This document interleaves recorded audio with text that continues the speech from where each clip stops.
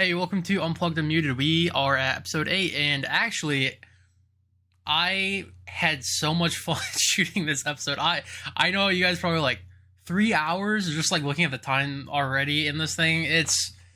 I had so much fun talking to Kyle Delveau, and I'm so sorry if I butchered that name. I know I butchered it the first time, but listening back to it, I think it's Delveau, Kyle Delveau. But he's the bassist from Doppelganger. And if you guys remember, I had Alex Coates, who's a guitarist from Doppelganger, on in episode 3.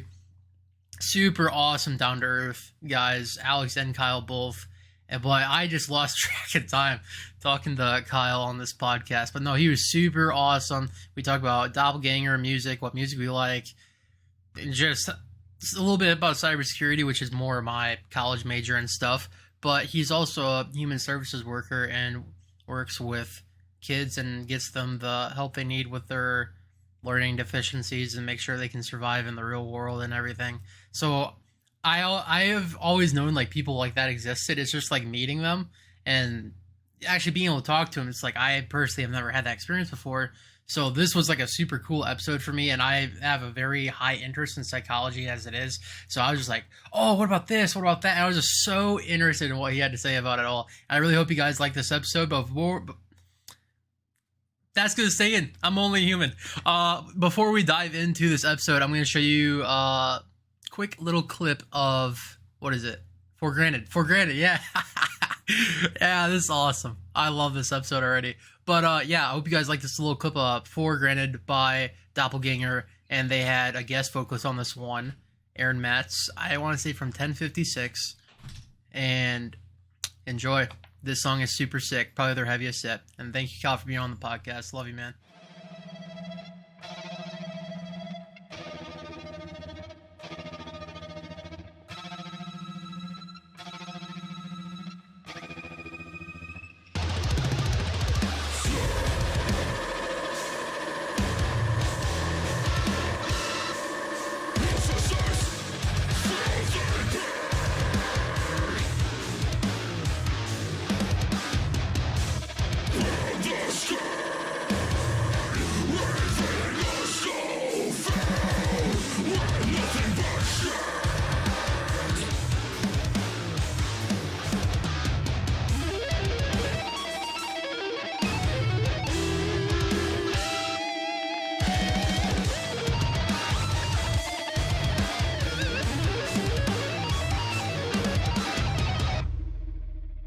Welcome to Unplugged and Muted. Today I have Kyle.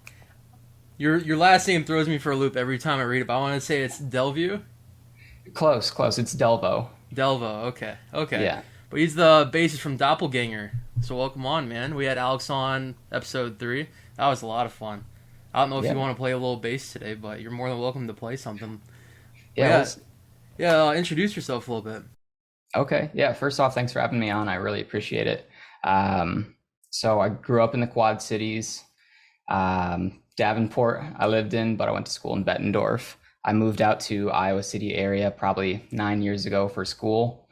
And I've kind of lived in the area ever since. I'm out in North Liberty now, but I've been playing music since probably 6th grade or so. Well, even prior to that, I started playing bass when I was in 6th grade, but I took piano lessons starting when I was maybe 9 or 10 years old. So that's a little bit about me. I don't know if there's anything else you want me to go more specifically into, but was there, so like in my childhood, well, I'm a little younger than you and Alex, but my childhood was more Guitar Hero, and I'm like, oh, this is freaking awesome. So I didn't know if like the modern bands, kind of have like a similar background like that. So what really piqued your interest about music? So I've always kind of had an interest in music. Like I said, I started playing piano. I didn't love it. I think partially just because my parents sort of forced me to play and take lessons. So naturally, I quit that as soon as I could. But sort of a lot of things working together. My older brother plays guitar, so he started playing that maybe 2 years before I started to pick up bass. And I think Guitar Hero, Rock Band definitely had an impact on it. That first time you hear that digital crowd go wild makes you a little interested in what that could be like. But I played in kind of a church band for a number of years growing up too. So I've always sort of had that performance side of things, and I've always kind of viewed it as something that could be worth pursuing and that it would be interesting. So it's hard to maybe articulate an exact point where my interest arose. There's just kind of a culmination of a lot of things, you know. My teacher that taught me bass, Brad Brenny out of the Quad Cities, I don't know if he's still around there or not, but he had a really cool thing where all of the students, he had primarily guitar students, and I think I was one of maybe two bass players. So he has his own band, and instead of kind of your standard recital setting that people would get, he gave people a chance to choose one song that they wanted to play, and they'd play it with his drummer. He would do guitars and vocals, and it would really give just the students a chance to try on performance and see how they liked it. And being one of two bass students, I didn't get just one song because I was playing bass for the whole set. So I would get stuck playing 5, 6 songs, and I really enjoyed that. So kind of all of the moving pieces that I talked about just worked together, and I've always enjoyed it. How old were you when you were playing 5 or 6 songs with your instructor's band? I want to say I started when I was maybe 14, 15. So Wow. yeah. That's pretty young to be doing all that. Good job, dude. Yeah. And no, I wasn't a great student by any means. I definitely botched a few songs here and there, and luckily bass is the type of instrument that if you play confidently and you don't mess up too horrendously and just stop Right. playing, you can usually skirt by without too many people noticing. But yeah, I was not not a great player by any means when I was starting out. Yeah, that's the thing. So it's like, to me, the only way I can hear a bass in a mix is like I have to watch I Was God Once playthrough to Yeah. really, like, I'm watching you pick the strings. I'm like, okay, I hear it now. But I'm just listening to, an MP3 format or a wave. I can't Yeah. really pick out a bass. So it's like, I understand in this generation, well, with social media, it's like, oh, everyone wants to spotlight this and that. So Mhm. choosing bass is like a very humbling kind of thing, because it's like, not everyone's gonna be like, oh, you're the bassist from so and so or this or Yep. that, but it still adds so much low end to the mix that's so important, because it's like when you're a guitarist and you're like messing around in FL Studios or Reaper or whatever, Mhm. that low end is just not there with just a guitar. No, and I heard it once expressed that bass is, it's not something that people hear right away, but you notice when it's missing. Oh, So I kind of like that side of it personally. I'm the type of individual that I don't want to be doing the most popular thing that other people are doing. I like to be close, so I'm not an outcast, but I don't like to be doing the main thing. So when my brother was playing guitar, it's like, okay, cool, I like what you're doing there, but I'm going to do something a little bit different. And I'm kind of shy by nature, so being able to perform and not have the spotlight directly on me was kind of the perfect blend. Yeah, so you're like, Alex, you can have all that. I don't need it, man. Yeah, he can have all the solos he wants. There's a couple songs that when we play live, maybe things will cut back and you'll just hear bass for a couple measures, or a song where we'll have a bass intro. And I tell you, anytime those come around, I start clamming up a little bit. And the spotlight in moderation is fine, but I'm not one who needs Yeah. it full time. Yeah, no, at least you know your comfort zone and you make it work for you. And that's the cool part. So, I think Alex told me in episode 3, but remind me again how you guys met. Yeah, so Alex and I met. I was a new kid in 7th grade. I transferred to a private school, and I believe we had a social studies class or some form of history. And we sat next to each other. I think maybe he had a Metallica shirt on, or Trivium or something like that, where we just kind of got started talking music. And he had just started playing guitar around that time, and I had just started playing bass. So I don't remember exactly how the dialogue went, but we just started practicing and playing together. Would send some demos back and forth, and really it took off. We started real low key. We've had a couple drummers along the way, played some middle school talent shows, high school talent shows, and yeah, we've just really been playing together ever since. My thing is, like, back in like the 80s, some bands were more willing to like post their demos. Do you think Doppelganger will ever do that for like I Was God Once or for Granted or the self-titled album? Potentially, yeah. I don't know that I could rule it out that it won't happen. I don't know that it would be too interesting to a lot of people, since a lot of times our demos, they just sound like a weaker version of our main song that we put out. And we also have several versions of the demos in a lot of cases. For example, the song we're currently working on that hopefully we'll have pretty soon to release, it's went through quite a few changes. We've had the song structure-wise, or we've had the main riffs together, I should say, since February of 2021. Wow. But we liked the bones of it, but we didn't really feel like it was complete. So we stripped out the middle section, rearranged it, wrote something else in. Then we're like, oh, okay, we like this riff a little bit more, so this is better than the riff we had after it. So what if we cut out that other riff and then we can just change the whole flow of the song? So depending on which demo we're pulling up, there may be 6, 7 versions of that song before we finally get to where we're happy with it. So yeah, like I said, maybe one day we'll put out some of these demos, but it's hard to say really. I guess if you want to hear some of our really old stuff, I know it's on YouTube. Things where Alex and I wrote together back in 8th grade. We've got a couple songs floating around under different names that have under 100 views, I'm sure, but they're out there. I can link them to you. Yeah, dude, that'd be freaking sweet. Because it's like, I like hearing demos because it kind of shows a train of thought, and you can kind of like pick apart a musician a little bit more. Be like, now what were they thinking about this? Or and that makes you wonder. It's like, well, why didn't this make the cut? Or like the biggest band I know that did it was Motley Crue, with like a lot of their Shout the Devil album, Girls, Girls, Girls, Dr. Feelgood. And it's very interesting to just hear I think the pre-masters and pre-finalization of everything. Like, it was probably one of their final demos before they sent it off to the record label, and then the record label got tied into it. But I just think it's really neat to hear, this guitar solo didn't make it, but they did this one instead. I like hearing like different guitar solos or different melody ideas in a song. Sure.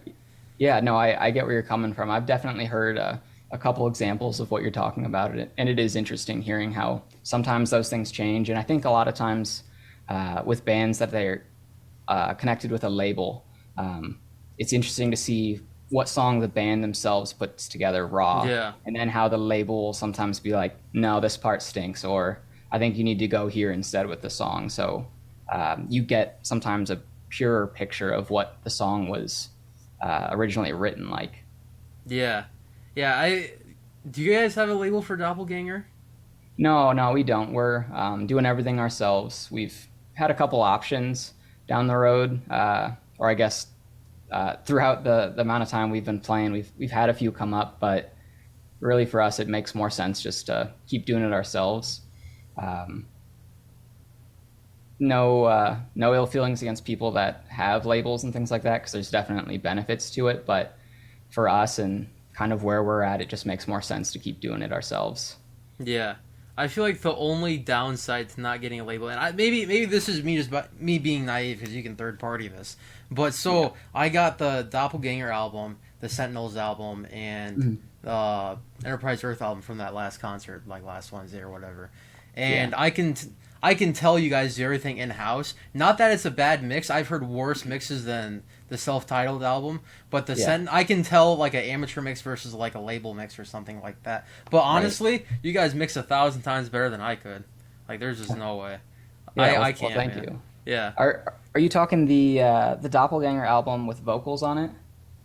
No, the self-titled one, 2020.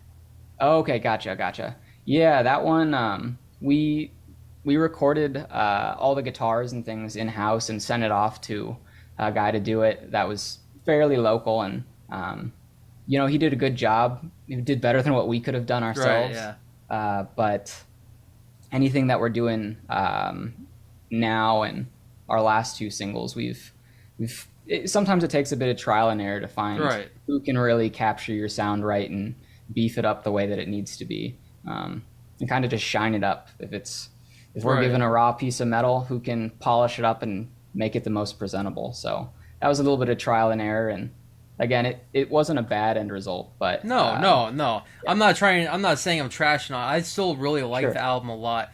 To me, when I was listening to it in my truck. So the opening to Sentinel's latest album, like the low end is just thundering, and I'm like, holy shit, this is awesome. So, but then I listen to the Doppelganger album. I love the riffs. I love everything in it. I love even the drum work, even though you guys sadly lost Chris. But to me, it was just lacking a little on the low end. Yeah. I don't know if you recognize that. No, I agree with you. Yeah. Yeah, it's a little muddy in the low end in spots, and it's more closely what I would hear as a kind of a rock mix. So with metal, it doesn't quite have the low end punchiness that it needs to. It gets a bit muddy at times, and doesn't really fill out the space quite as well too, especially since we don't have vocals. Right. You know, the guitar really takes up that melody space, and sometimes it doesn't really shine the way that it should. So I would agree with you. There were definitely some areas that it could have been improved. But like I said, it's like I would give it like a B plus for a mix. I mean, it's still. Sure, Trust me. I'm not gonna say a specific. After I can tell you what album I'm talking about. I'm not trying to cut off any bridges here. But Sure. Anyway, so speaking of the 2020 album, what would you say the most proud of a song is on there? You are. Oh, on that album, I've got a copy here. Let me grab it. So you guys even have collabs with Buried Alive, their guitarist, and was it Sarah Longfield? Yep. Yeah. Sarah Longfield there. Yeah. Let's see. That's a tough one because every time we write a new song, in my head, I'm like, this is the best song we've ever written. Just because I'm usually so excited and pumped on what it is. It's your baby. Yeah, right. So I really like Praise the Sun, honestly. Like it's not the biggest song on the album. If anything, it's probably more of the ballad. It cools down a bit. It strays a bit away from the metal side of things some, but I really like kind of the melody, and it just sort of leaves me feeling refreshed at the end. And I think as a song as a whole, that's one of my favorites. If I was to hone in specifically on bass, you know, Leech Life is obviously pretty bass driven and pretty groove driven as a whole. But really every song on the album's got its shining moments, I think. So as a whole though, Praise the Sun, easy in my book. Yeah. I can't. Well, my favorite one off that one's Plummus, just because like Plummus. I think the intro guitar is just such a freaking wicked tone. Right. I'm like, holy cow! It's like I don't know how Alex does his tone mixing. I know he has a Helix, and then he messes around with some neural DSP plugins too. But I tried to talk to him about it before, but it's like I have an Axe Effects, and I look at that thing, I'm like, dude, that is so far out of my knowledge. Well, hey, Axe Effect is a killer thing to run through. For this album, I think it was exclusively Helix, and some of the tones may have even been reamped once we sent it off. But a lot of it's Helix, and right now we have a Helix native plugin that's really convenient for Alex and I because we log into the same account. Anytime I make a tone, it saves it so that he can use it as a bass tone. And if we're doing demo writing back and forth, obviously I can't play guitar quite as well as Alex can, but if I fiddle together some guitar parts, I can slap his exact tone on it and send it off so that way it still kind of sounds like us. So that's been a huge blessing when it comes to songwriting. Yeah, I was gonna say, like, I can't even play as good as Alex. I'm not even near close. You're probably better than me, to be honest. But at guitar, I would doubt it. I'm not a great actual guitar player. Bass, I'm okay, but you could probably just wipe me on the floor with bass, man. I maybe tried once, like 5 years ago, just in Guitar Center, just fiddling around with it. But so this is probably the dumbest question you'd be asked. But so is bass like just an octave down from regular guitar? So in kind of the way we use it, yes. It's about an octave lower. It's a different instrument, so it's got some different tonalities to it, but largely it's just an octave lower. My range ends a bit earlier than his does, but just there to fill in some of those lower frequencies a bit more. It ends on the lower end or the higher end earlier? On the higher end. Okay. So, for examples, like I play five string. I want to get a six string, but I'm not there yet. I play five, so I think I probably end somewhere around the range of where his second or third string is, on the low end. So he's got about 4 or 5 extra high strings that I don't. Yeah. So Yeah. So, well, yeah. Well, he has the 8 and then the 7 string. So, but then I know he's getting a 6 string with a headstock from Keys. Yes. So he was telling me about that. So how do you think that's gonna affect Doppelganger's writing? Are you gonna continue staying on a 5 string, or would you go down to a 4 string for that? So I'll probably keep to 5. My Vader is kind of my main one that I play right now. It's the top 4 strings of it is standard tuning. So that's kind of what I would use. When I go back to playing 4 string, I obviously can still play it, but I'm just more comfortable and accustomed to playing a 5. I've got my eyes on a 6 string that I really want to jump up to eventually, but yeah, I'm just waiting on a couple options for Kiesel to see if they throw in some fan fret builds or just a couple more 6 strings, because they don't have too many 6 string options right now. Right. Yeah. So are you strictly a Kiesel bassist then? My main ones are Kiesel. I'm not endorsed by them like Alex is, but they definitely have a special place in my heart. I've for my setup here, I've got 2 Kiesels, a Fender, and a Goydan.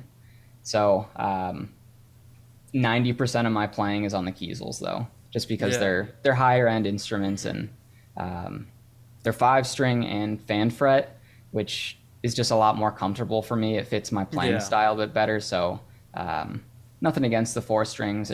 Every once in a while, I'll do like a TikTok clip or something where I'm playing just my Fender, or my Goydan's a fretless. So they serve purposes, but generally speaking, Kiesel's the one for me, I'd say. Yeah. What do you post more on usually, TikTok or Instagram for bass clips? Definitely TikTok. Though I'm needing to up my Instagram game and really my social media game as a whole. I'm a pretty private person by nature, and my day job is in human services, so I've kept a lot of my pages private. Right. TikTok was the first one that I really started posting publicly.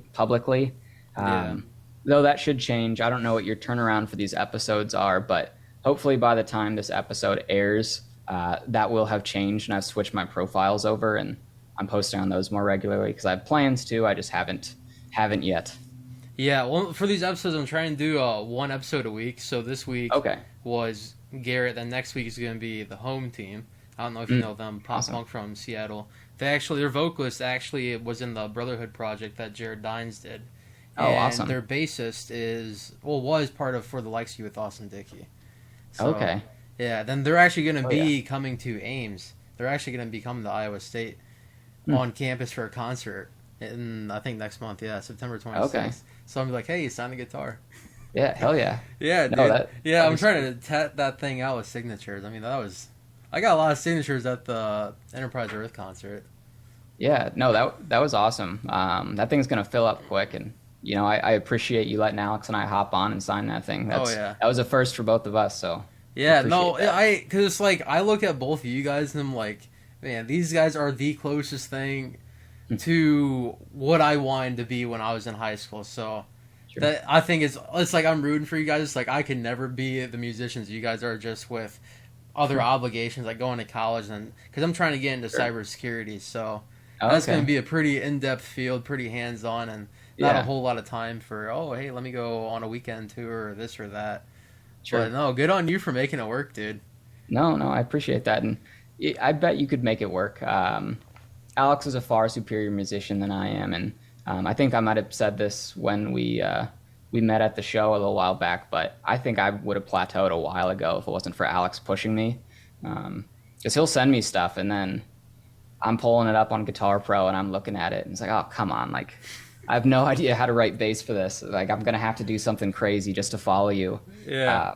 So that sort of motivation definitely helps. But with cybersecurity, I don't know how much of that would be able to be from home or not. But Yeah, well, a lot of the jobs I see on like LinkedIn are like a lot of them are remote, but Yeah. it's like I don't like being remote entirely because I had a job before my other job this summer. And it was just me working in a warehouse, kind of working for this crypto miner guy, cleaning it up, working on computers and stuff. And trust me, it's like nice to not have to deal with people, but when you're Right. just dealing with yourself, your thoughts, and a podcast all day, yeah. it's just like holy cow! It just sucks the life out of you, man. Yes, it's kind of isolating, and you, at least for me personally, you really start to value the social component of being in the Yeah. workplace. Yeah. My current job, I'm split working from home and then out in the community, but during COVID, I was exclusively just working from home. And when I first started the job, I was like, this is going to be awesome. I don't have to leave my house. I don't have to deal with Yeah. people. But then after about the first couple weeks, um, you just start kind of feeling lonely. Like, maybe I'll just go take a trip to Walgreens and pick up some supplies just for sake of seeing other humans. Because, Yeah. when it's fully remote, you don't have that chance for just idle chit chat. Because at least in my profession, if we have Zoom meetings with coworkers, you're not just sitting there chit chatting. Usually there's an agenda. Right. So you go from point A to point B, and if you get done early, you just log out. You're not just kind of sitting around talking. Yeah. So definitely value the social component a bit more now. Yeah. So what made you want to get into human services? So that's a great question. So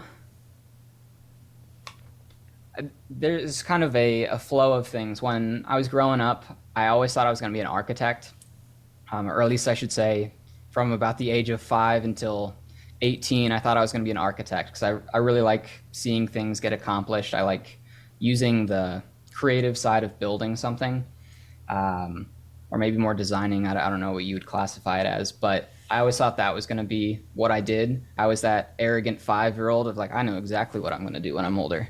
But then I had to take like an interest assessment my senior year of high school. And this would have been 2012, 2013. And architect came up as like 1 or 2 most unemployed career at that time. So that had me kind of step back and be like, okay, well, hadn't really considered other options. And You're right.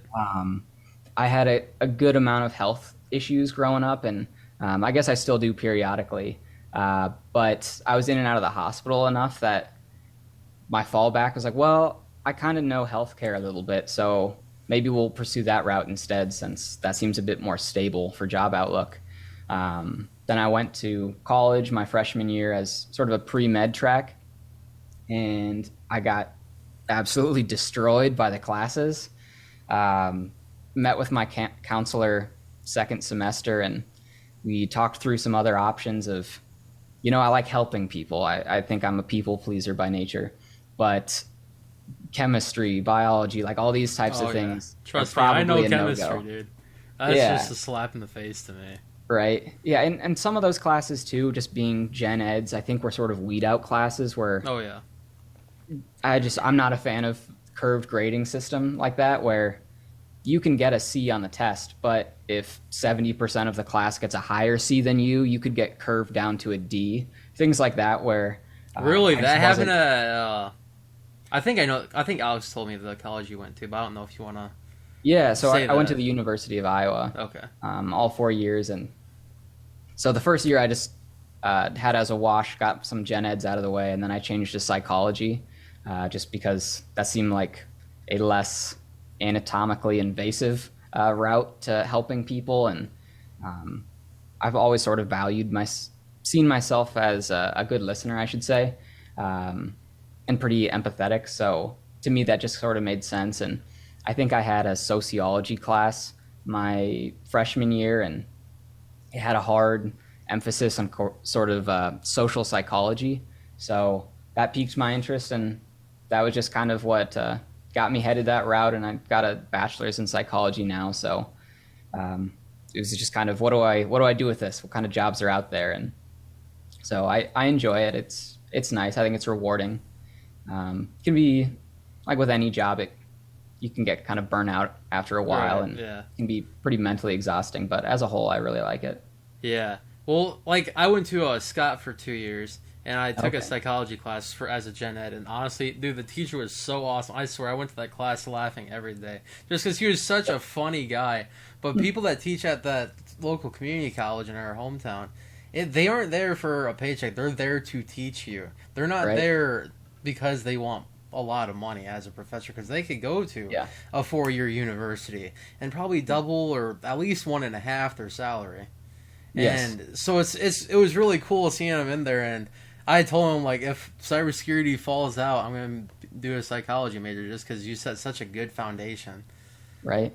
Yeah, and it's funny that you mentioned that, because now that you've said that, it sort of reminded me that all of the psych professors that I had were really good. Like you mentioned, just really nice people. They're enjoyable lectures to sit through. Um, a lot of sort of entry level psych, at least, it's not common sense, but it's a lot of things that they'll go over the main principles, and they'll hear about a topic, and then afterwards, like, oh well, that makes a lot of sense now you Yeah. think about it. I don't need to do equations to prove that it's right, but it's like, well, since you mention it, I do see that pretty accurately. Yeah. And maybe that's how people respond this way. And Yeah. I think psych teachers or sociology teachers just tend, in my experience, they just tended to be better teachers, more interesting and more engaging. So Yeah. So, like, I always state here, like, my thing is, like, being cybersecurity, it's like they have computer engineering, software engineering, and computer science, and that's kind of, like, all twisted up in my degree. The computer sure. science classes are, like, by far the easier ones, but the professors are just, like, so unforgiving. Like, they're ruthless, man. But the computer engineering ones, like, last semester, I had to make by code, and like imagine you just open up Notepad on your computer and then you're coding. You're not even in like a development environment. You're just like going to record a track on Audacity. Let's just say it's like that, right? That's for Right. code. But we coded these single cycle processors like a computer processor, dude. Ridiculous. They had to do assembly language, and that's like, so 3 different things of computers, like binary, then assembly, and then your high level coding like Java, Python, stuff like that. Okay. We were working on assembly last semester. I'm like, this is terrible. Yeah, It's no, like- you're a better man than me for being able to stick through that. I took one coding class my senior year of college, and parts of it I really liked. I thought it was cool. I guess when things worked, it was awesome. It was kind of Oh cool. yeah, 'Cause it was awesome. It's the best feeling Yeah. ever once you get to work. You're like, I'm the smartest person alive, and then it breaks. You're like, oh, I guess I'm not. Yeah, right. And then you have that other side of things where maybe you're looking at the same page for 2 hours trying to figure out where you accidentally did a comma instead of a period, and why that threw everything off. Yeah. So yeah, props to you, and that'll be a nice field to get into. Yeah, it's very, because it's like I did a lot of computer science, I did a lot of software engineering classes, and I did a lot of computer engineering classes. So it's like I'm not just limited to, oh hey, I can secure a network or I can secure a computer, but I also know like embedded systems a little bit because we worked on a Roomba 2 semesters ago and got it to.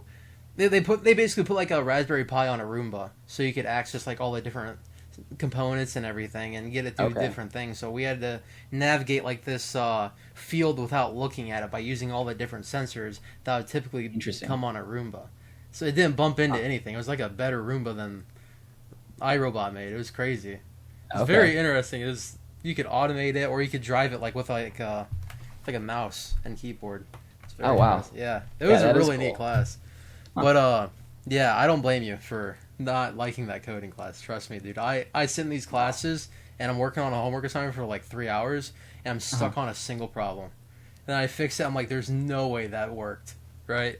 There's just stuff like that. But no, psychology I think is neat, dude. So props to you Yeah. for going on that. I think a lot of people do need, well, just like a therapist, or I don't know exactly what your job entails. You don't have to talk about that if you don't want to. Oh no, I don't mind. So yeah, eventually the goal is to move into the therapy counseling route. Just that's going to require a master's. So I've been kind of kicking that down the line.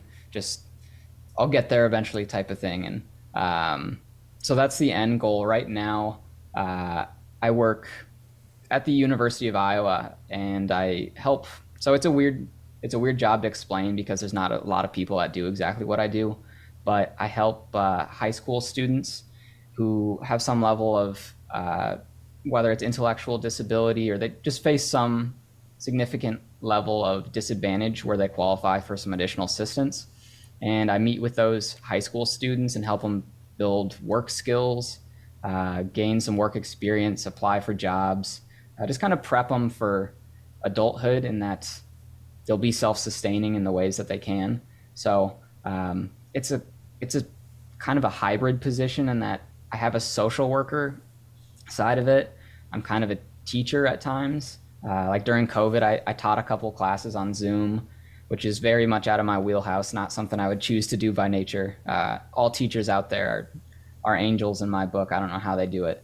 Oh yeah, I couldn't do that job, dude. There's no way. No, but then kind of the last piece of it is maybe like a vocational worker for Iowa voc rehab, that kind of thing. So it's an interesting position. I like it quite a bit. I haven't been doing it too terribly long, so I still struggle with having a bit of imposter syndrome, and that the more people I talk to, the more I'm learning, which I think is a good thing. But ultimately, I've got room to grow and room to get better. So I think as I fall more into it, I'll enjoy it, or maybe not. But I anticipate that I'll enjoy doing this for quite a while. Yeah. So it's like you mentioned imposter syndrome, and to me that's I don't know if I have the right definition on it. It's like you go in thinking you know a lot, but then as you're like talking to other people in your field, you're like, I don't know anything. Yeah, so kind of that can be part of it. Largely, it's what's a good way to explain it. So it's, I think people who tend to be maybe not self-critical is the best word, but people that are pretty introspective and are constantly trying to refine themselves really struggle with imposter syndrome, because they kind of see what they're aware of and what they know, and then it really comes back to you just feel like you're not qualified for the work you do, because you look out there and you see just an ocean of information that you don't fully understand, and so you just kind of feel like I shouldn't be working this job. I'm not qualified to do this, and I think that's what it's rooted in. There's probably many people who could articulate it better than I did, but largely it's just feeling like you're not worthy to do kind of what you're doing. Trust me, dude. I feel like that how it's going to be for cybersecurity for like the first 3 years I'm working in the field.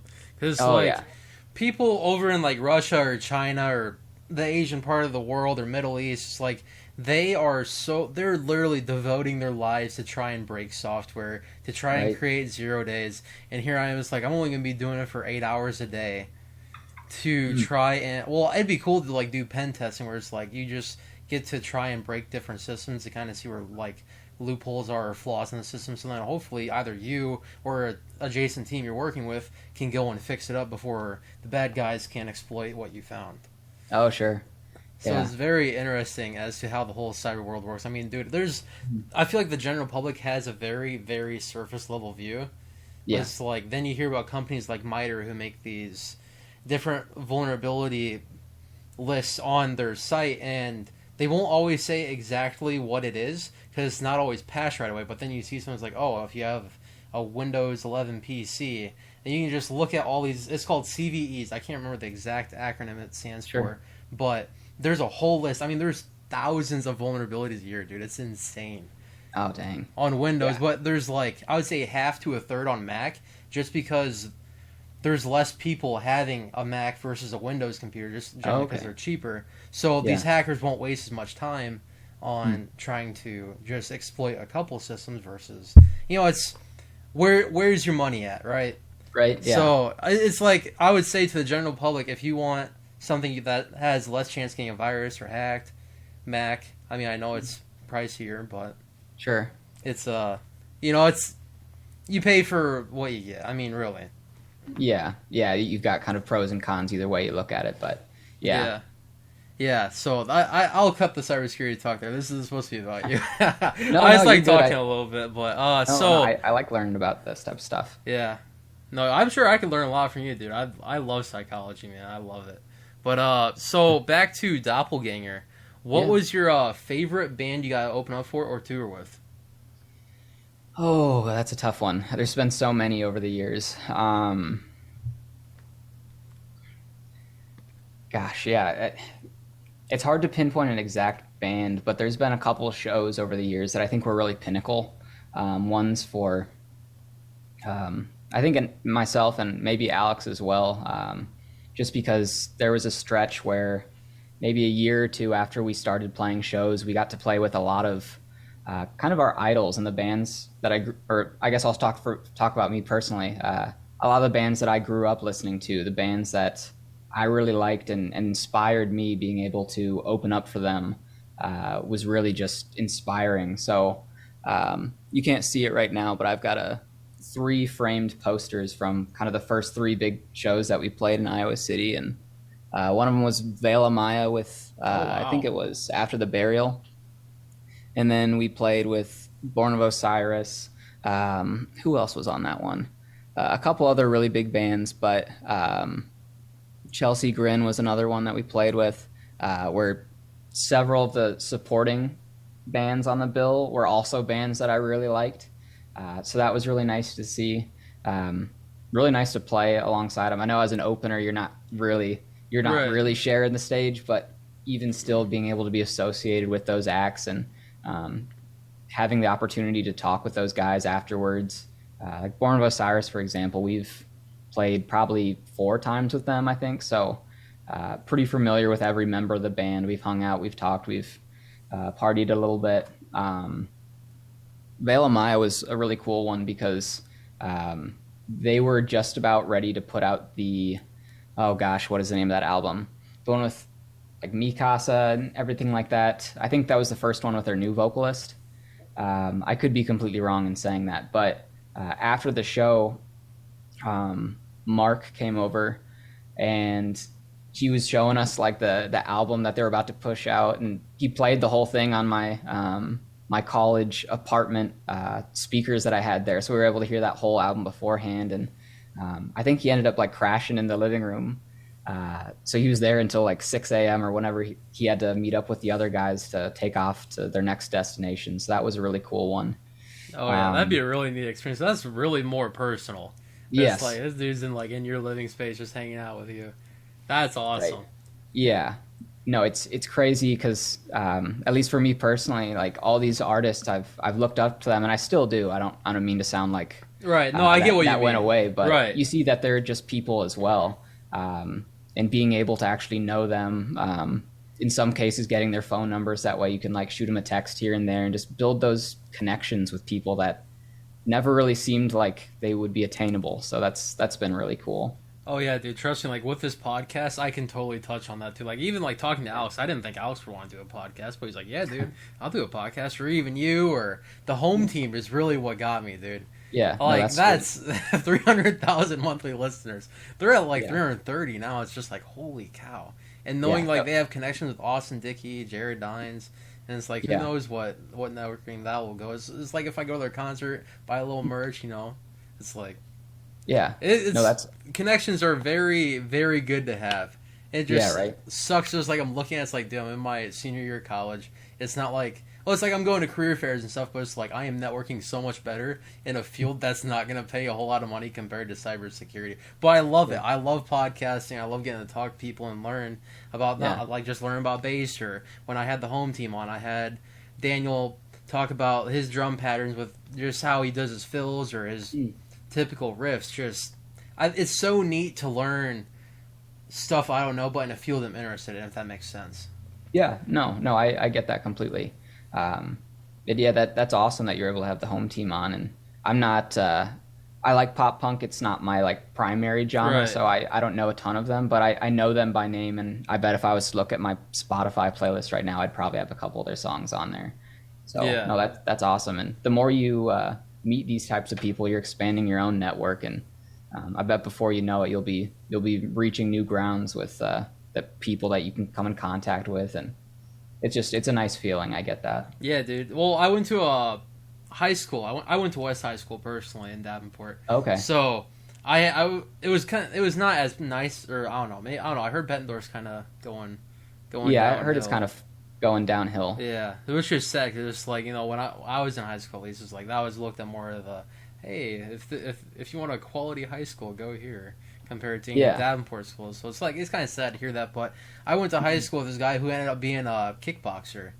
Oh, So wow. so not this coming week, but next week I will have his episode on just talking about, and he actually competed in the Midwest National Championship Oh, for damn. kickboxing, and he That's competed. awesome. Yeah, I'm like, dude, that's pretty up there, man. I mean, I love MMA. Like, I love listening to like Joe Rogan and then all the MMA people he has on and stuff. So it's like, it's like look at me, I can't fight, dude. But I like watching other people that barely master put in the hours to learn Muay Thai or BJJ or wrestling or Yeah. or not. I already said Muay Thai, but Greco-Roman's a cool one too. Yeah.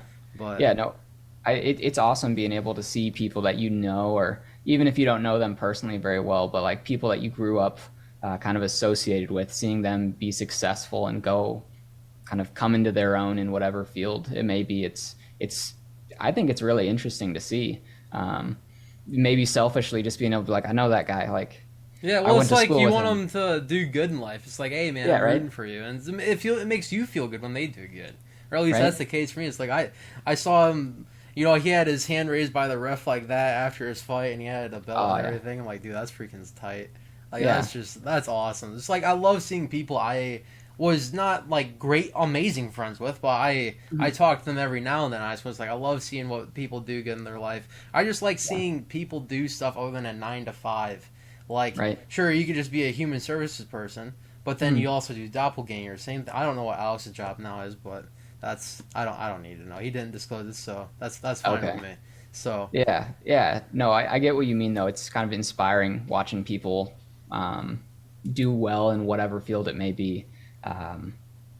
For me, at least, it's like, well, that person that I know, maybe they've got a similar background, at least to some degree, because we live in a similar area and we went to the same school. And if they can be so successful in this area, what's my excuse to not get up and push myself and just do everything I can to really maximize on my potential? So yeah, I think that's you awesome. literally nailed this podcast right on the head, dude. Like that's so. It's like I want to make this podcast because, like, back in high school, I was like die hard, like not fighting my mom, but like we'd have verbal disagreements. Sure. Or it's like she's like, oh, you need to go to college because you have like a 3.8 GPA, taking honors classes, this and that. Yeah. And I'm like, no, just I went to see Motley Crue at the Tax Slayer in 2014.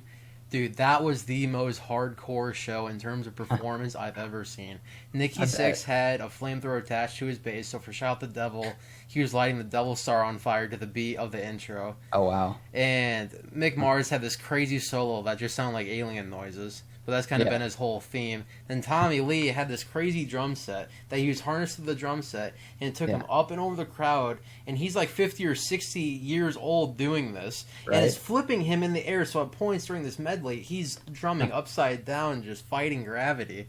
Man, that's awesome. Like Joey Jordison to the 10th power, man. Just crazy stuff. Well, he was doing a medley of like hip hop, rock, EDM, rap. Okay. So it wasn't just like Motley Crue type music. It was very interesting. I think, God, I don't know if it was Nick Thayer that helped him with that, but it was Nick something that's kind of like in hip hop EDM Okay. that helped him do it. That would be an awesome show to see. I wonder with Tommy Lee going upside down and stuff, like how drumsticks work. Like, does he have straps for his drumsticks so that way if he drops them, he can grab him again? Or I don't know, because I looked at the YouTube video, and so obviously the roller coaster only goes so far in the crowd. It's like the middle of the Tax Slayer. Then it comes up and stops. Then at some point, it stops the medley, whatever, upside down. Then he's partying, whatever, and then he throws the drumsticks out in the crowd because somehow he has more up there for the way back because you got to get back to the stage somehow.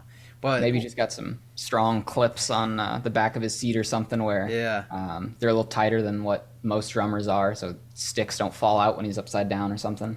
Yeah, but what blows my mind about that though is like, can you imagine taking that whole roller coaster thing down every day? And this thing's like automated too, so it's like you have to think I'm not an engineer, but my degree is cybersecurity engineering, so I get how some things work, and it's very interesting to see this thing being taken down and rebuilt every day while moving across America and going overseas. Yeah. And the only time it broke down was the last concert in wherever they came from, Los Angeles or Vegas. I think it was Angeles. That was the Okay. only. It was at the Staples Center. That was the only time it broke down. Then Tommy's tech had to get up there and help him down. But Okay. that's Yeah. nuts. Yeah. Roadies and techs and everyone that helps those bands, like build up and stuff like that before their sets. Like those are the real MVPs for the concert experience. Because, you know, it can be one thing to be a distinguished guitarist, bassist, drummer, vocalist, whatever, but without all those other people helping to kind of make the show what it really is, those are just the people that are often overlooked, and they've got a really vital role too. And it's probably not easy doing that every day too, because it's not like they're the people getting the public spotlight and the recognition and the adoring fans of like, oh, you're that drum tech who set up drum or Tommy Lee's kit every night. Yeah. Like, they just have to do that as their day job type thing, you know? Yeah, and it's crazy. Like you just said, it's like that's got to be such a slap in the face. I mean, because it's like you're basically Batman's assistant, right? It's just Right. it's like people know you exist, but they're not like, hey, good job, dude. You know, it's like Yeah. you're still part of the process. You're just not getting the credit. Yeah, It's no one's like- buying the Alfred merch for Batman. Like It's everybody's like- there to see yeah. Batman. Right. It's like a corporate meeting, and your department like got the correct sales for the month or whatever, and Right. it's like then you tell the team lead like, hey, good job. None of the other people here, good job. Or at least I don't know. I haven't worked a job like that, so other than Yeah, Hy-Vee no. when I was like 16, but you know, it's- Okay. yeah. But yeah, no, I've done most blue collar work, and now hopefully after this year I'll be going into cybersecurity. What's crazy about blue collar is like, dude, the vocabulary way different than white collar. I'll just say that. Oh yeah. It's fun. Hmm. It's fun. It's a lot of joking around, but it's like that is Yeah. not gonna fly in white collar Oh at no. all. It's gonna be a wake up call, but Yeah. it'll be worth it. Like the money's gonna be hopefully worth it. Yeah. No, I mean, tech as a whole, I feel like is just going to be an expanding market over the next couple of years. I could be wrong. I'm wrong all the time, but I don't really see us coming back from the direction we're headed with tech and computers. So there's going to be a higher and higher demand, and with all of those types of things, there's going to be an increased need for cybersecurity. So if it's something Yeah. that you don't hate going to work every day, like the paychecks will probably be pretty good, I would imagine. Yeah, so it's like it's very interesting that you say we're not going back on tech because you are. Well, it's not interesting because it's like it's just a fact. You're not going back. Yeah. But bringing up how advanced tech is now, people don't realize that tech can literally just kill people, especially in Right. a hospital setting. So Yeah. actually, about this time last year, maybe 11 or 10 months ago, but it was finally confirmed that the first the first cyber attack that resulted in a death actually happened. So I can't remember exactly where it was, but I'll give you the brief summary. So basically, the hospital systems were shut down. I don't know if it was a power outage hack or a DDoS hack, so the network can communicate. But anyways, this mother was giving birth, and they couldn't get the systems to work that could do the baby's vitals or anything. But the doctor was like, we don't have time to send her to another hospital whose systems are online. It's like, we just have to do this now. I'm going to trust my intuition. And the baby passed away because they couldn't get the baby's vitals, which is a very unfortunate thing. And, Yeah. it's like, I cannot imagine being the mother or the father or even the grandparents. Hmm. I mean, that's heartbreaking, dude. And Right. this happened. Well, it went into a whole lawsuit, obviously, because Yeah. the hospital didn't disclose that their systems were being hacked and they couldn't get them back. Because it was either they're being hacked and they wouldn't let up on like a DDoS or let them get their systems back. I think it was like a ransom attack. That's usually the most cases Okay. for hospitals and big government facilities. A lot of ransom and crypto, which sadly Gotcha. I think causes crypto to get a bad rep. But you give and take with stuff like that. But Yeah. it's very sad to see that it was confirmed that a baby was sadly killed because someone was like, oh, I'm going to try and get money out of this hospital so they can have their stuff back online. Yeah. And it's like, then whose fault is it? Is it the doctor's Right. fault for not potentially getting the baby to another hospital in time? I mean, how are you just going to tell a mom who's giving birth, like, hey, we got to send you to another place? Or Yeah. it's just crazy. I don't know, man. But it's like, that's kind of like, reading that article from you, I'm like, I never want that to happen again. No one should ever have to even go to the hospital while they're giving birth and think, oh, are there systems online? That's stupid. But also at the same time, because I want to help that, my ass is on the line, right? Yes. If anything messes up, it's my job's done, right? That's kind of it's a double-edged sword. It can be so rewarding, but at the same time, if, like you said, imposter syndrome gets the best of me, and I don't know exactly what I'm doing. Mm-hmm. Yeah, I mean, it's with all things like that where there's the reward, there's going to be times where things don't work out exactly perfectly.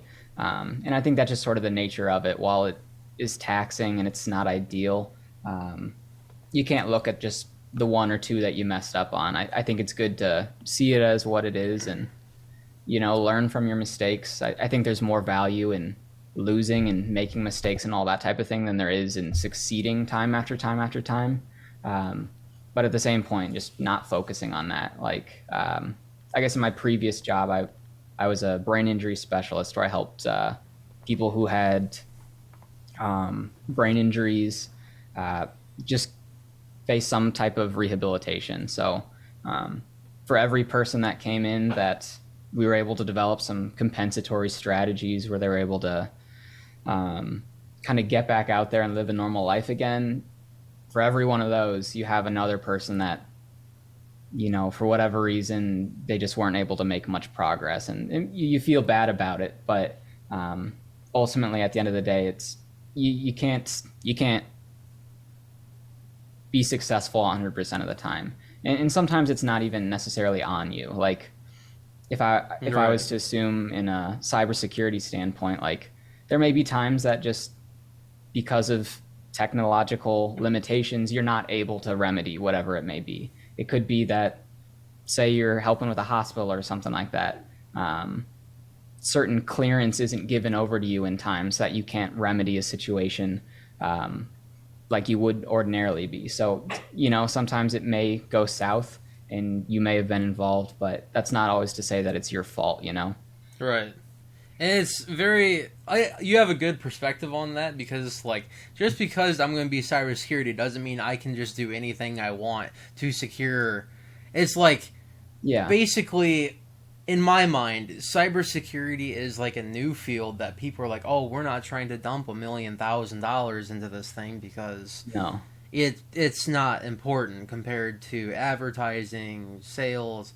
But it's and then another thing is sure, you can spend $1 million in cybersecurity, but what happens when someone leaves their password and username written on their computer desk, and then someone, bad actor in the workforce, steals that, posts it online, or just phishing emails or voice phishing, which is called vishing, and then you have smishing, which is like SMS stuff.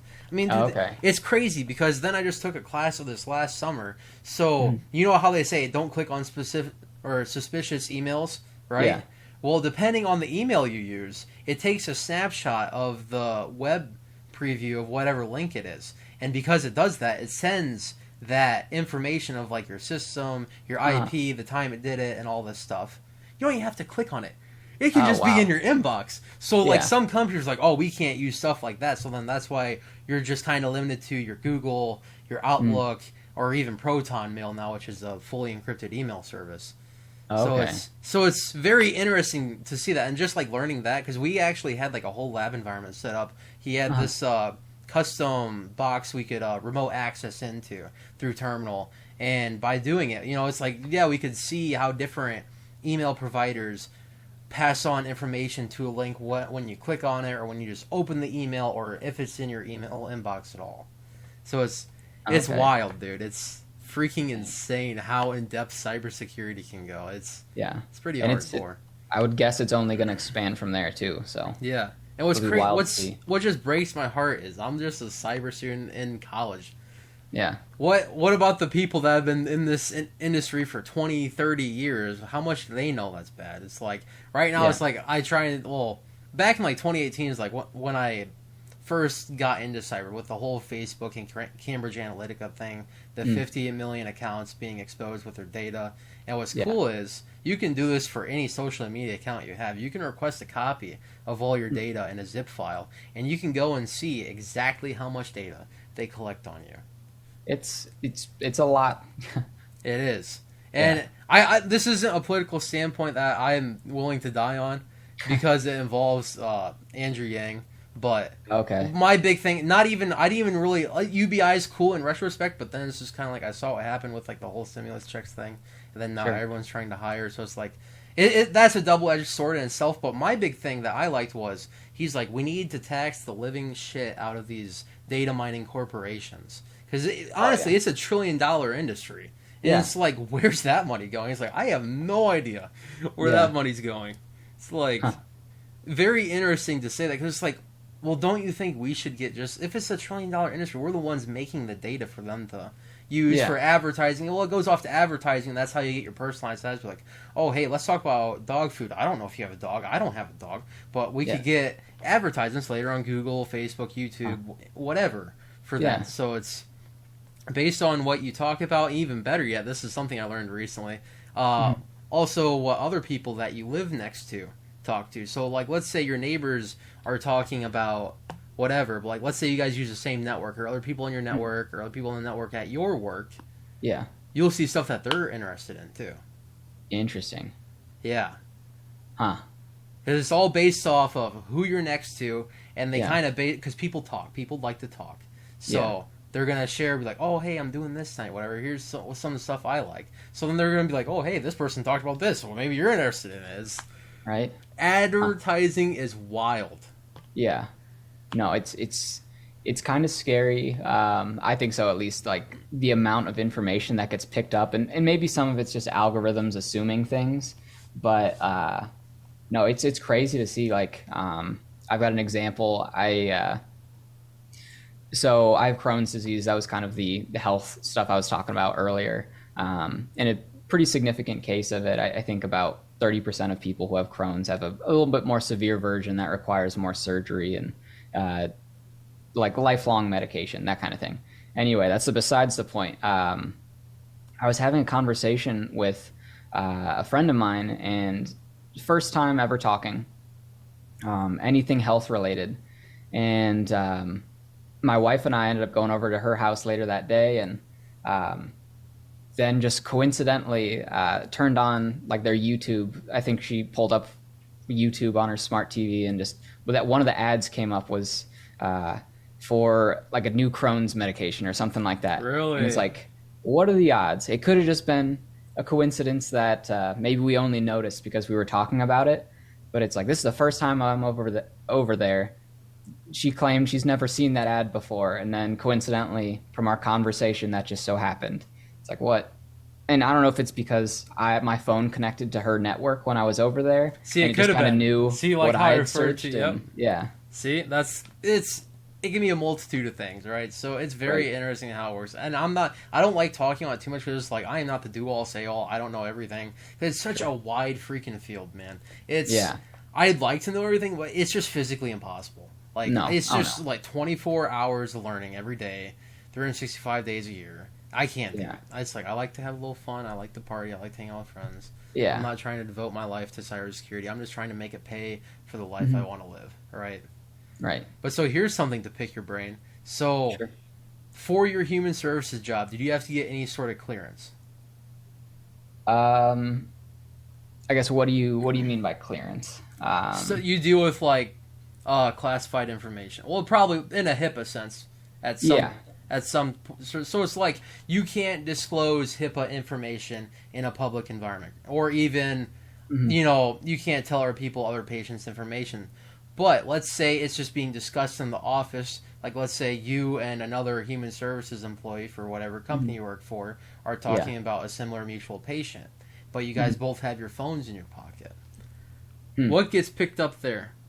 Yeah, no, that's an interesting one, because kind of what you're talking about with HIPAA, like, I've had to do a whole bunch of those, like HIPAA trainings, and you name it, about not giving out personal information, not sharing information, So I have to do kind of annual trainings on a whole plethora of topics that kind of relate to that. Yeah. And anytime I'm working with a provider, it could be a provider I've worked with and like in connection for 6, 7 other people. But if I'm to talk about someone new that I just started on my caseload, we kind of have to have I'm blanking on the word for it right now, but just like an information release. And so that individual has to release that we can disclose information between the two of us and work together. So we have to do that for any verbal communication. And the same applies for email. We shouldn't be doing that type of thing either. But that is an interesting thought that, I've got my work cell phone. If I connect to their office, is some of that information going to kind of trickle down? I know a lot of the providers that I work with, and in my own agency, we've got pretty heavily encrypted email and things like that. But, like there's times where if I just have a general question, I might be Googling like just basic details of things, nothing that would relate to information about an individual that I'm supporting. But at the same point, that information could pile up to be sufficient that maybe to some extent there is a breach. Who knows? That's an interesting idea. Yeah, it picks your brain a little bit. I don't mean to like go down a whole rabbit hole on just that whole thing, good. But it makes you think, because this is like something I thought of in like 2019 or 2020, where it's like, well, what if some doctor offices have like my thing is like Apple products are okay, because what I really liked about the whole, referring back to the Facebook and Cambridge Analytica thing, sure. The EU made the European GDPR, which is the General Data Privacy Regulation, or publicity regulation. But basically, that was kind of the response to, hey, we don't really know what data you're collecting, so why don't you make it apparent to what you're collecting on us? So that's kind of how it came to terms with, hey, you need to make your customers' data downloadable. Because it's like, the statement as true as day, man. If it's free, you're the product. And it's sad to think about that, but it just is what it is. I just stumbled right there on some words. I'd be a terrible English major, but no. So it just is what it is. But it sucks to think about. So it's like another topic that came up in 2018 was, would you pay a monthly subscription fee to use social media if you knew and it promised to not collect data on you? I don't think so. I may be contradictory, but I don't really care about my data a lot of the times. Like, I'm not that important of a person that, like, you think of worst case scenario, and like what a lot of people push is like, well, what about the information that's given to, let's say, like the Chinese? I know that's a route that's talked about a lot. It's like, I don't care. Like, I'm just me. I'm just a regular person. Who cares if they know my favorite type of cereal or like the places I go each day? Like that. Like, if that's valuable to them, then awesome, use it. But to me, it's not worth a certain amount of money to keep that safe. I don't think my information is so specific that it's really worth keeping private, Like, it'd be cool if it was, but at the same point, like, if they're selling it to other people, I don't know, have fun with it, Yeah. If you get me some really cool ads about things I'm interested in, I cool, awesome, win-win. But I just, my personal thing is just like the amount of money they're making and not just hoarding themselves. Like, maybe that's just me being a greedy little turd. No. Just like, give me some of that. It's like, I'm a broke college student.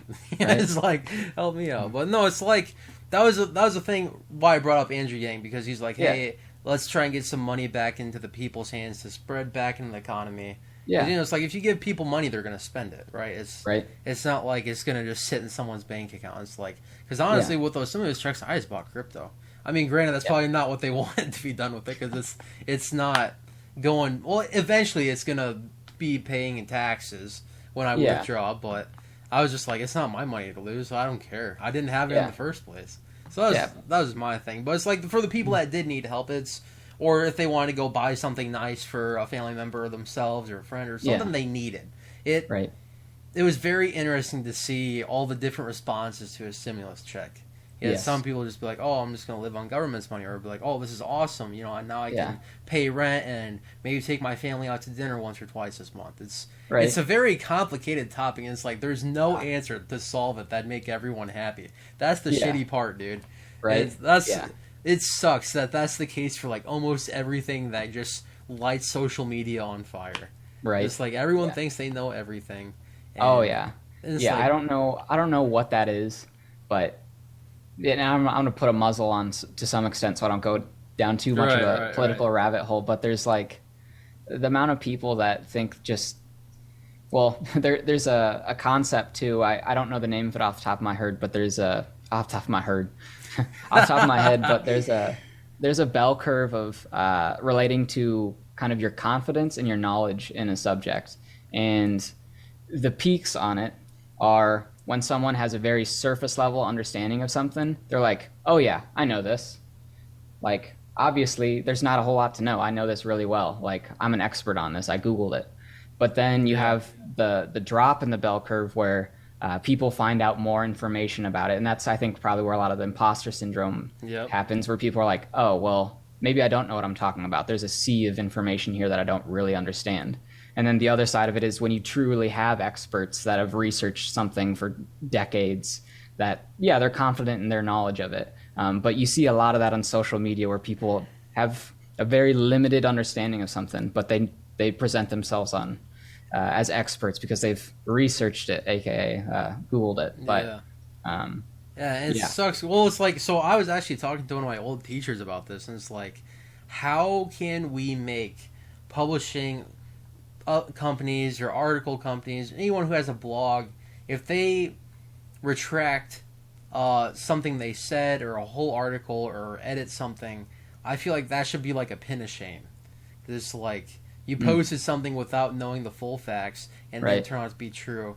And my teacher and I were like, well, how can we do something like this? Like, well, what if we just make like an AI bot to keep track of how many redactions are made on that site, and it can kind of give a credibility, like a Yelp review for publishers. I think that'd be so awesome. Just like if you just could go on to a website and be like, oh, who's the highest ranked credibility source? Like, but for free. It's like, I'm not trying to pay for New York Times or. It's like, I don't think news you should have to pay for. I mean, I think obviously you have to publish something, you have to write something, and there's just a whole group of people behind collecting that information. But in a world where everything should be, in my opinion, accessible to the general public, you shouldn't have to even pay $1 to go see what's happening in the world. I mean, I think it's very important to understand what's going on in a very unfiltered, realistic way, no matter how crude it is or how good it is. I hate when like the media is like, oh, hey, everything's bad right now. We all need to be depressed. We all need to be this. But that's kind of the thing. I liked Jim from The Office. He did the good news segment on YouTube. Like, he started that whole thing. It was just different clips on social media. Like, oh, hey, here's a cute cat, or here's this person helping this person. It's just stuff like that. Stuff that be like, it's not all doom and gloom 24/7, right? It's very polarizing. Technology is trying to make us, and the news companies, and it's crazy. It's like, we're trying. Let's just be two sides put together like a little happy sandwich and just be content with ourselves. It's like, I don't know. I agree with everything you said there. That, you know, I think social media in ways is beneficial, but there's a lot of detriment to it as well. And that, you know, you think about how a lot of the social media algorithms work. It's based off of, or how well something does is based largely off of the engagement in it. So you get something that's really controversial and polarizing, where you've got people just arguing in the comments. Those are the types of posts that float to the top. And it's like, yeah, I mean, to an extent, these are the things that people care about, but also, like, it's not good for society as a whole to have just people arguing all the time. Like, it's good to get that lighthearted news in there too. Like, I don't want to just see nothing but politics or it's stuff like that, you know? Right. So it can just be draining, man. Right. And so much of the media that's fed to us nowadays is like sensational. I don't know if that's I'm using that correctly, but Like if you think about when clickbait type stuff It's started getting really very popular. very emotionally charged. Yes. Yeah. It can't just be news. Here's what's going on today.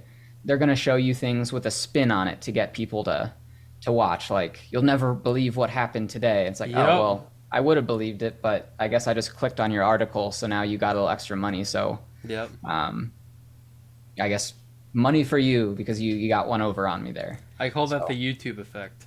yes. That Yeah. is 100% YouTube. Well, not YouTube's fault, but kind of Mhm. where it derived from. The YouTube Yeah. effect. It's like everyone's like, "Oh, you won't believe what this guy did," in all caps. Dot dot dot dot. Oh, I need to know. Click 5 cents or Yeah. whatever it is. But it's very interesting to see these companies like Vice or Huffington Post that are kind of very similar with those kind of clickbaity articles, and it's like I think those are more like Democrat swings. Like I know Republicans do the same thing. I just can't name specific like who's for what, whatever. Because Sure. since 2020, I just stopped reading them. I'm like, nope. Yeah. It doesn't matter. It doesn't matter to me. I can't do anything about it. I don't care. Yeah. It doesn't make go me out of feel my- better. Right? No, I go out of my way to avoid as much mainstream news as possible. Like I try not to be ignorant on like main topics of what's going on in the Right. world, but like I don't use Facebook for that. I've really tried to not use Facebook much at all. Yeah. Just because I don't think Facebook as a whole is great for people's mental health.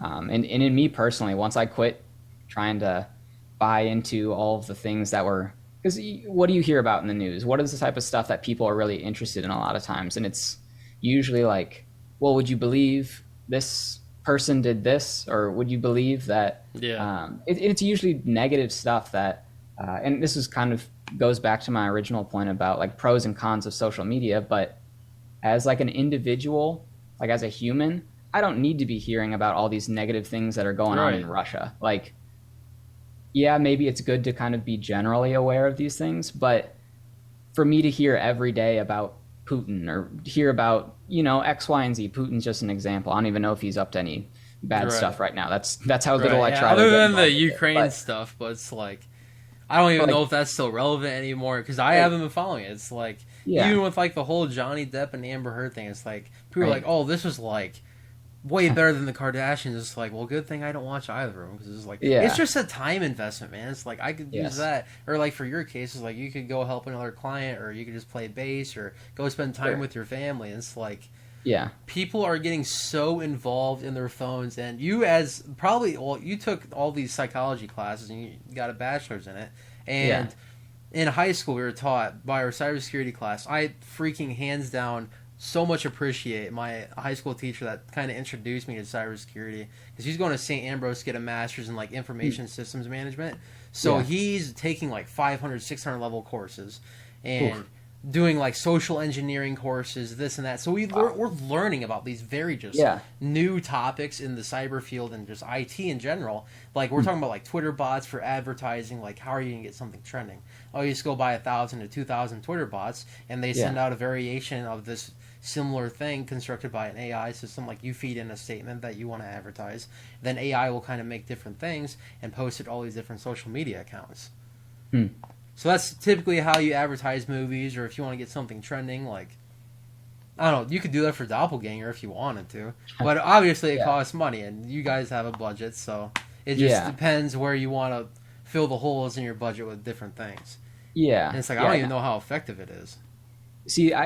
I've seen some examples of that. It's nothing we've done specifically, but it's good to kind of know what's out there, see what tricks of the trade there may be. But maybe in line with what you're saying, maybe I'm partially misunderstanding, but I know there's a couple services out there that you can kind of pay a certain amount of money, and then whether it's bots or they've got kind of inactive accounts that they have access to, but you can basically pay to get certain amount of followers or things like that, which is all fine and good if you're just looking at the numbers. Like, oh wow, look at that! I raised my follower account by 10,000 on Instagram. But if you actually look at how that really impacts things beyond that just single number, those aren't real accounts. So you're not getting the organic engagement that you would be if you just built it organically.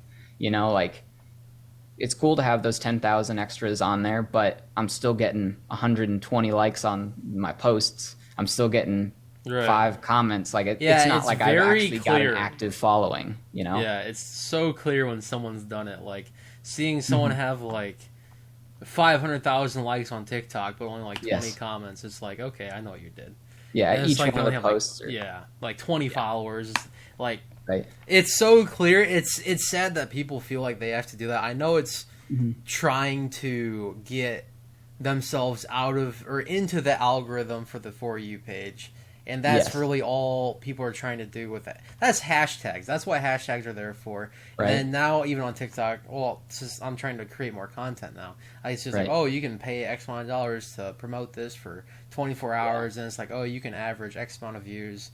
But it's Mhm. like, then you play around with the different sounds. Like you probably know this, but like you can just choose a Yeah. sound that's trending and just Uh-huh. turn your sound to 100%. So it's just the title of a sound, but it's still Yeah. your original sound. Mhm. And it's like I wonder how well that works. Yeah, I mean, I think it helps some. I don't know to what extent, but anytime someone, if we're talking TikTok specifically, anytime someone clicks on the sound and say it's a really big trending sound, I believe like even if you're at 0% volume for that sound, it'll still come up on videos that use this sound. So if you get a video that does well, and then you've got a popular sound on it as well, it's going to come up higher in that list, and you've got all these variables that just sort of compound into maybe what would have been 100,000 likes can jump up to 1,000,000 because you've got 2 really big factors just boosting each other up. So yeah, I mean it's cool how some of that works. My TikTok has been pretty inactive for the last 4 months or so. I hit it pretty strong early on in the year, and I see why people like it. I see why it's a valuable tool for a lot of musicians, artists, brands, whatever. Really, it's just a good way to get your stuff out there. But I need to get back on my game again. I've been slacking pretty hard. Yeah, the TikTok to me is like death in disguise of entertainment. Like, Yeah. it as a human services, you probably maybe share the same opinion. I won't speak for you, but it's a black hole. It's like so much worse than YouTube because it's like you can just lay in bed, boop, Yep. boop. Oh yeah, got a like. What's that? Oh, okay. Well, let me go check out their stuff. And Yep. that or it's like everyone wants to be so famous until they are famous, and they're like, holy cow! What Then you did got I the do? negative side of that. Yep, and then people just tear you down. It's like if you had bad mental health before, now you're Yep. just double dipping in the bad sauce. It's not Right. good. So it's Yeah. like as a human services expert. Well, I won't call you an expert because it's like No, I wouldn't either. yeah. It's like I know you mentioned the imposter syndrome, but it's like someone who works in human services. How, on your point of view, how bad is TikTok? I wouldn't say it's a whole lot worse than anything else that's out there. Like, I would say Facebook is probably the worst in my opinion. And this is just opinion. I don't have Right. facts or data to Right. pick this up. I just think TikTok's new enough that it doesn't have quite the same revenue streams as Facebook, Instagram. And again, I don't know the analytics to this. So if I'm completely wrong, which I very well could be, This is with a just- grain of salt. Yeah. yeah, very much with a grain of salt. But I could see it from kind of an attention span standpoint, and I guess rabbit trail. But I think it'll probably come back to the main point eventually. But things like TikTok, where you're just scrolling video real quick, getting those little dopamine releases when you see something funny, or maybe you make a post and it does well, and so you're seeing that validation and likes, and you're getting that other dopamine release, and it keeps you going back to it. I think that's really kind of the same as social media as a whole. Someone makes a good post, Right. good tweet, good whatever it may be, good reel on Instagram, you're kind of going to fall in that, where I think a lot of people can just get consumed by it, and then that's their main source of happiness, and then other things in their life kind of fall by the wayside.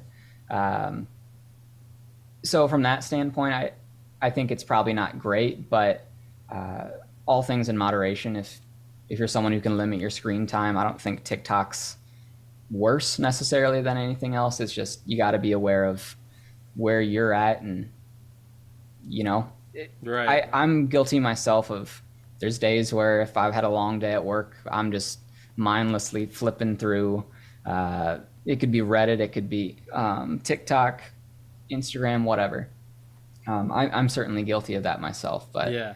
It's I hard don't to think say that you're it's- not guilty, especially in this Right? day and age, because it's like, dude, it's like now we have TikTok brain, and it's like I don't know if that's like a term you guys use in the What is it? TikTok brain. It's like just very Oh. short attention span, where it's like, it's like if you're, well, not to say this is the cause, like maybe some intelligent deficiencies, but Yeah. it's like if you're so used to just being able to look at something for 30 seconds, be like, oh, I got the point. Move Yeah. on to something else. But it's like if you're going to something more like math, I don't know if that has like a thing to deal with it, or just general learning, Yeah. if that has anything to do with it, just because it's like people are so consumed by entertainment in this day and age, whereas like back in, let's say, the 80s, it's like you didn't have cell phones in your pocket, you didn't have a world of entertainment and all these crazy video games we have now.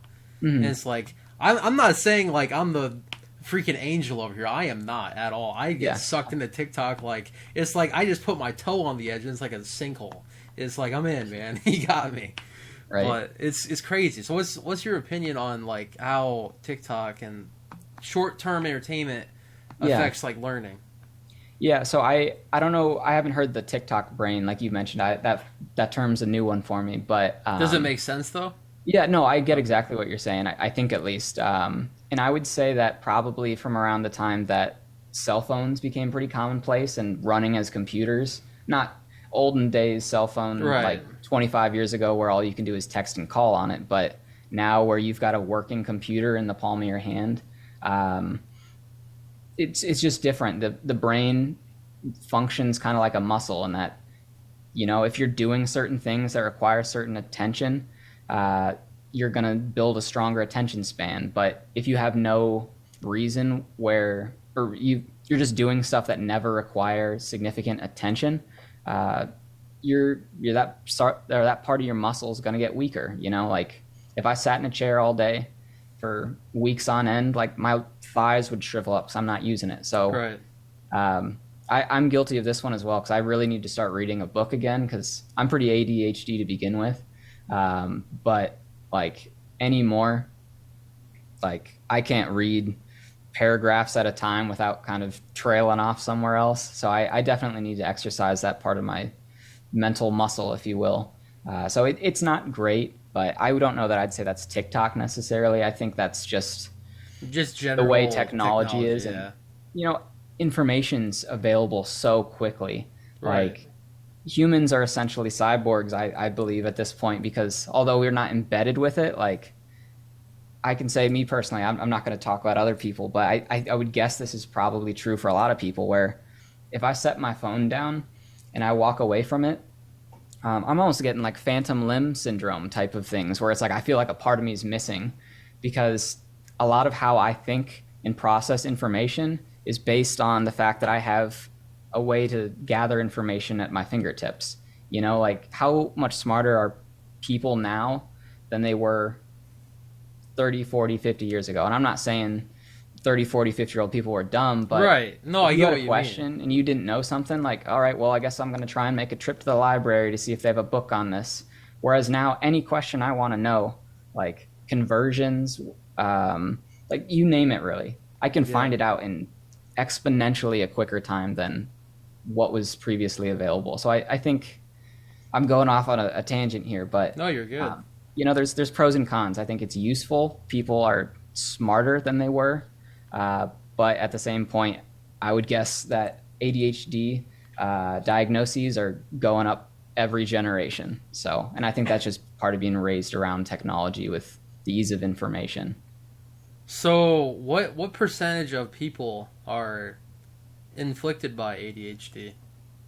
Oh, I don't know on that one. I don't know the data on that one. I would guess it's increasing. Rough What's guess, that? Rough guess. not to be held against you in any shape, way, or form. Yeah, no. If I was to guess, that's a tricky one because part of it would be generational, because ADHD, you kind of have to take a little bit of I don't even know that I'd say mental health, but if I think about my parents in that generation, they weren't as quick to seek help. It was a lot of like, oh, you can't focus? Well, try this, try going outside and playing in the sun more, that kind of thing, where I don't think people got what was probably ADHD then diagnosed at the same rate as individuals now do. Mental health as a whole is a bit more accessible, and there isn't quite the same stigma on it. So I would guess you're probably, 22, 23? Are you somewhere in there? 22, yeah. Okay. So I'm 27, I believe. I don't know. I quit counting my age after about 25. Well, yeah, nothing good happens after 25. Yeah, you get the insurance lowered, and that's it. You're like, all right, we don't even need to have a birthday anymore. Right? Like, I can rent a car without the penalties of being under 25. Right. But so I'm pretty sure I turned 28 this October. That sounds right. But for people our age, I would guess it's probably about 25-30% of people would have some form of ADHD. ADHD is a tough one because, you've got a couple different types. Like, you've got the hyperactive, so kind of what I would call like traditional ADHD, people going like rapid speech, jumping from thing to thing to thing. There was a movie that depicted ADHD, and it's a lot of times referenced. There's like a dog in the movie that was super ADHD that just squirrel and just. I'm blanking on that exact reference, but you got that type of ADHD. Oh, dude, is it? Yeah, is it the dog? Yeah, it's like some Pixar or like Disney movie, yeah. I know. Like that. Was it Up? I don't know if it was Up, but it's something like that. Like I can tell you're picking up what I'm putting down at this point. Yeah, I know exactly the dog you're talking about. I think. Yeah, he's like squirrel, and he's just boop, gone. Mm-hmm. Yeah, and so I think people that have that type of ADHD are probably diagnosed a little bit more quickly because. Right. You see a kid running around who can't focus on anything, jumping from thing to thing to thing, and it's like, maybe we got to get something for that kid. We got to figure that out. Yeah. Whereas me personally, I'm the I don't remember how they categorize it. There's 3 subcategories for ADHD, and it's like the inattentive. Inattentive was what they call it. I'm not the type that I'm jumping around. I'm the type that I just can't focus on anything. Growing up, like I have 2 older siblings, and they both played sports. So my mom would tell me, and she'd tell her friends how much she'd love taking me on road trips because I was the perfect road trip companion. Because I'm just staring out the window for a 2-hour drive because I'm basically hallucinating, just zoning out, like daydreaming as I'm looking out the window. Downside is I wasn't a great test taker for a while because I couldn't focus on anything. Right. But people like that aren't as readily diagnosed because, a lot of times, and it's too bad, but a lot of times people with ADHD struggle with completing tasks. And a lot of times people just assume they're lazy. Like that's something I definitely dealt with when I was younger before I was diagnosed of just, I like couldn't get myself to sequence through things to complete a task, or like, I just couldn't prioritize correctly. I'd start something, but then maybe I'd lose focus. I'd do something else, and I just couldn't get stuff done as well. And a lot of people strike that up as, well, you're just lazy. You're not working hard. You're all that type of stuff where that subcategory of ADHD just isn't diagnosed quite as frequently. If someone gets into a psychiatrist or a good therapist, if they know what they're doing, they'll diagnose it just the same as they would the other types.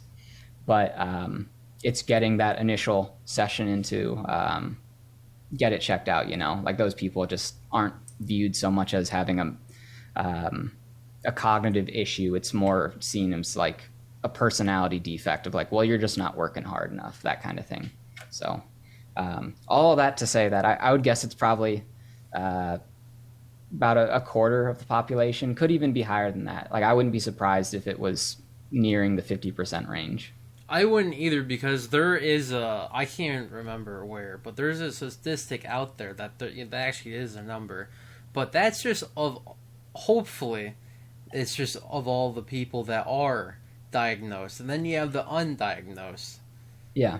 So it's like, I've never been diagnosed. I would not be surprised if I had some form of it. It's like, Yeah. I'll be in class and I'm just like, Right. and I'm like, oh crap, I just lost like that slide of notes. So Yeah. then I gotta go after class and try and write it down. But it's like, it's not always ADHD either. It can just be a No. lack of interest in whatever's Yeah. being said, or just like not being able to contribute to something. So it's like sometimes when I'm hanging out with friends, like yesterday I was hanging out with some friends, and they're all talking about their cyber internships over the summer, and I'm like, oh, this is awesome. I can contribute absolutely nothing to this conversation. So I just got like spaced out. Yeah. But Right. then they're like, are you high? I'm like, no, I just have nothing to say, man. Yeah. I've got nothing to contribute here. Yeah. Lost Yeah, so interest. it's like, I feel like a lot of things can be almost mistaken for having ADHD, and I'm not discounting people who do genuinely have it or do suffer No. from it. It's just like I know there's people who have it way worse than I do. I'm not diagnosed, so it's like I obviously had a 3.8 GPA in high, not obviously, but I did have a No, GPA and Yeah. a nice GPA in high school, and it's like I'm capable of Awesome. doing stuff. So. Yeah.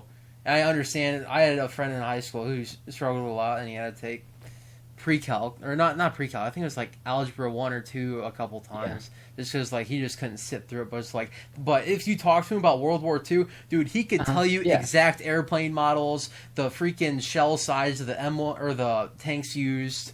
Right. And it's like once you find someone's interest and just let them hone in on it, what they can Yeah. accomplish is freaking awesome. Yes. Yeah. And I wish school would be more like that rather than, hey, you need to learn hmm this. It's like, I feel, to me, after 5th grade, I feel like you should just kind of be not left to your own devices, but encouraged to figure out, what do you like learning about? What do you want to Yeah. do? Because it's like, there are so many freaking jobs in the world that Mhm. you don't even know. You wouldn't even think that's a job. Yeah. There's Right. like, you can just be, it's like everyone wants to be a content creator now, and it's like, Oh yeah. it's not everyone has the personality to do that. It's like, I don't even know if I have the personality to do it. I'm just trying it. It's like, this is just a side Yeah. hobby for me while I'm doing Uh-huh. college. But Well, you're getting practice, and Yeah, that's kind of how you find out if you're good at it, if you're not, and that's a way to. With all things, you practice, and that's how you get better at it too. So it's like, yeah, fake it till you make it, man. That's, Yeah, That's what exactly. I'm trying to do. But it's like, then it's like also doing this is going to help with job interviews in the future, or if Right. I'm like trying to be a job recruiter for a company, it's like, Yeah. I can just work my way through anything. Because Yeah. it's like I've always been more kind of like introverted, but it's like in one-on-ones like this is like I thrive in this Yeah. environment. It's like I really like one-on-ones. Is like I'm not waiting for someone to finish a one-on-one conversation in like a group. Yeah. Or like if I'm like left out of a conversation, I'm just kind of like I said, spacing off or whatever. I'm like, Sure. right. So it's like very interesting how different people perceive things. It's like, oh, well, I know the definition of ADD or ADHD or this or that. It's like, oh, you might Yeah. have this. But like on your side of things, how often do you see like people misdiagnosing things? Well, that's a tough one too, because I don't practice in like a clinical setting like that, so I don't really work with people's diagnoses. There's certain very specific tests that are done to confirm what, like, well, I guess not to confirm, to narrow down what someone may or may not have. And there's a lot of overlapping types of characteristics, like you take any person in the world and you put a DSM up to them, and you're just looking for anything that apply, and any person's going to have certain things where they're maybe subclinical. And I don't know if you're familiar with that jargon, but basically like... No, yeah, I know the DSM.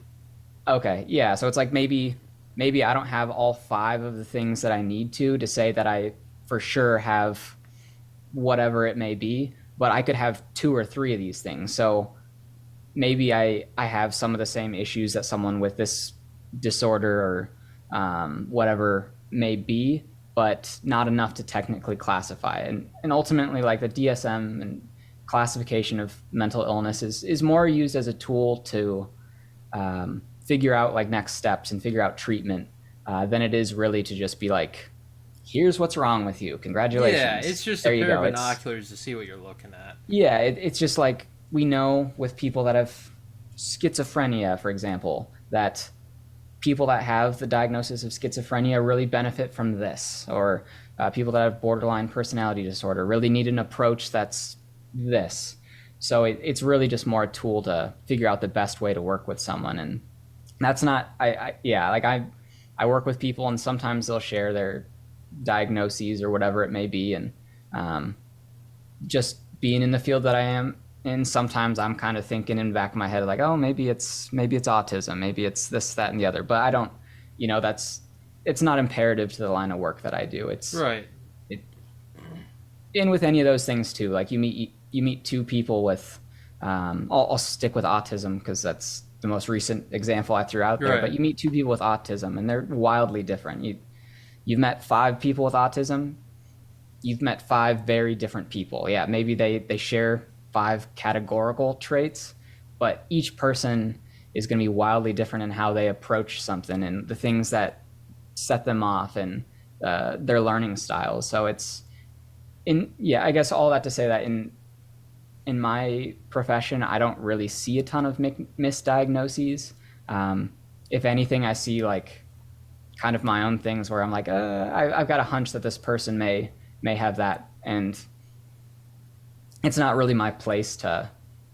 Well, I don't even have the criteria Right. to Right. diagnose or anything. But if it's something that the family comes to me and they're like, this person's really struggling, like what, I might recommend them to like see a psychiatrist or something. And if it's like, yeah, I mean, it doesn't hurt. I think anyone could benefit from therapy, from seeing a psychiatrist.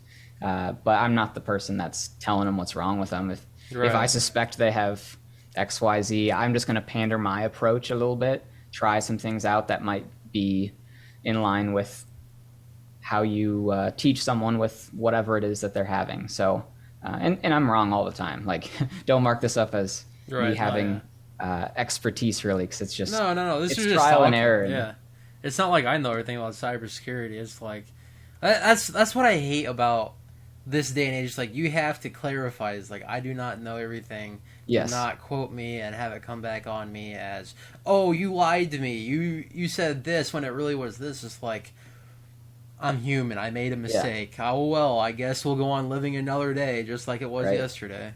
Yeah. Right. It's like people just need to take a chill pill, man. It's like that's one thing I really hate. It's like Yeah. we're not going to learn from each other if we aren't willing to make mistakes. No.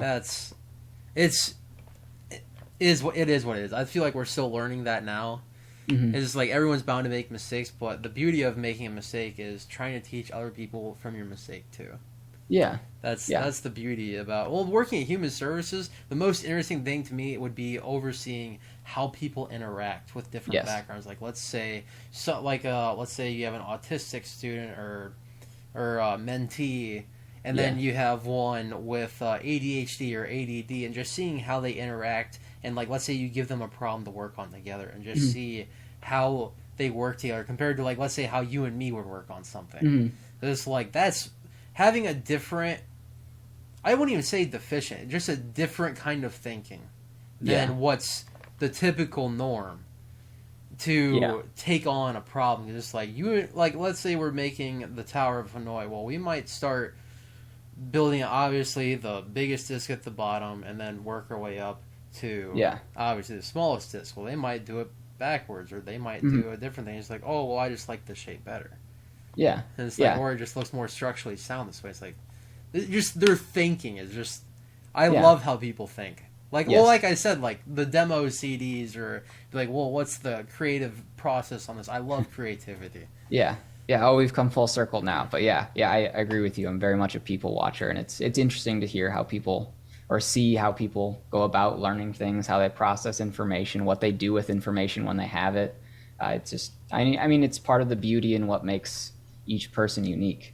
I think everyone's got something very individual and personal to offer that's valuable. Like the tower example you talked about. Like, yeah, maybe I stack it small to large. Someone might color code them and go kind of in what the rainbow would be. Some people might do it upside down. They might stagger them, it all depends what you're trying to get out of it. And from an artistic standpoint, the color might look the best. That might be the best way to do it.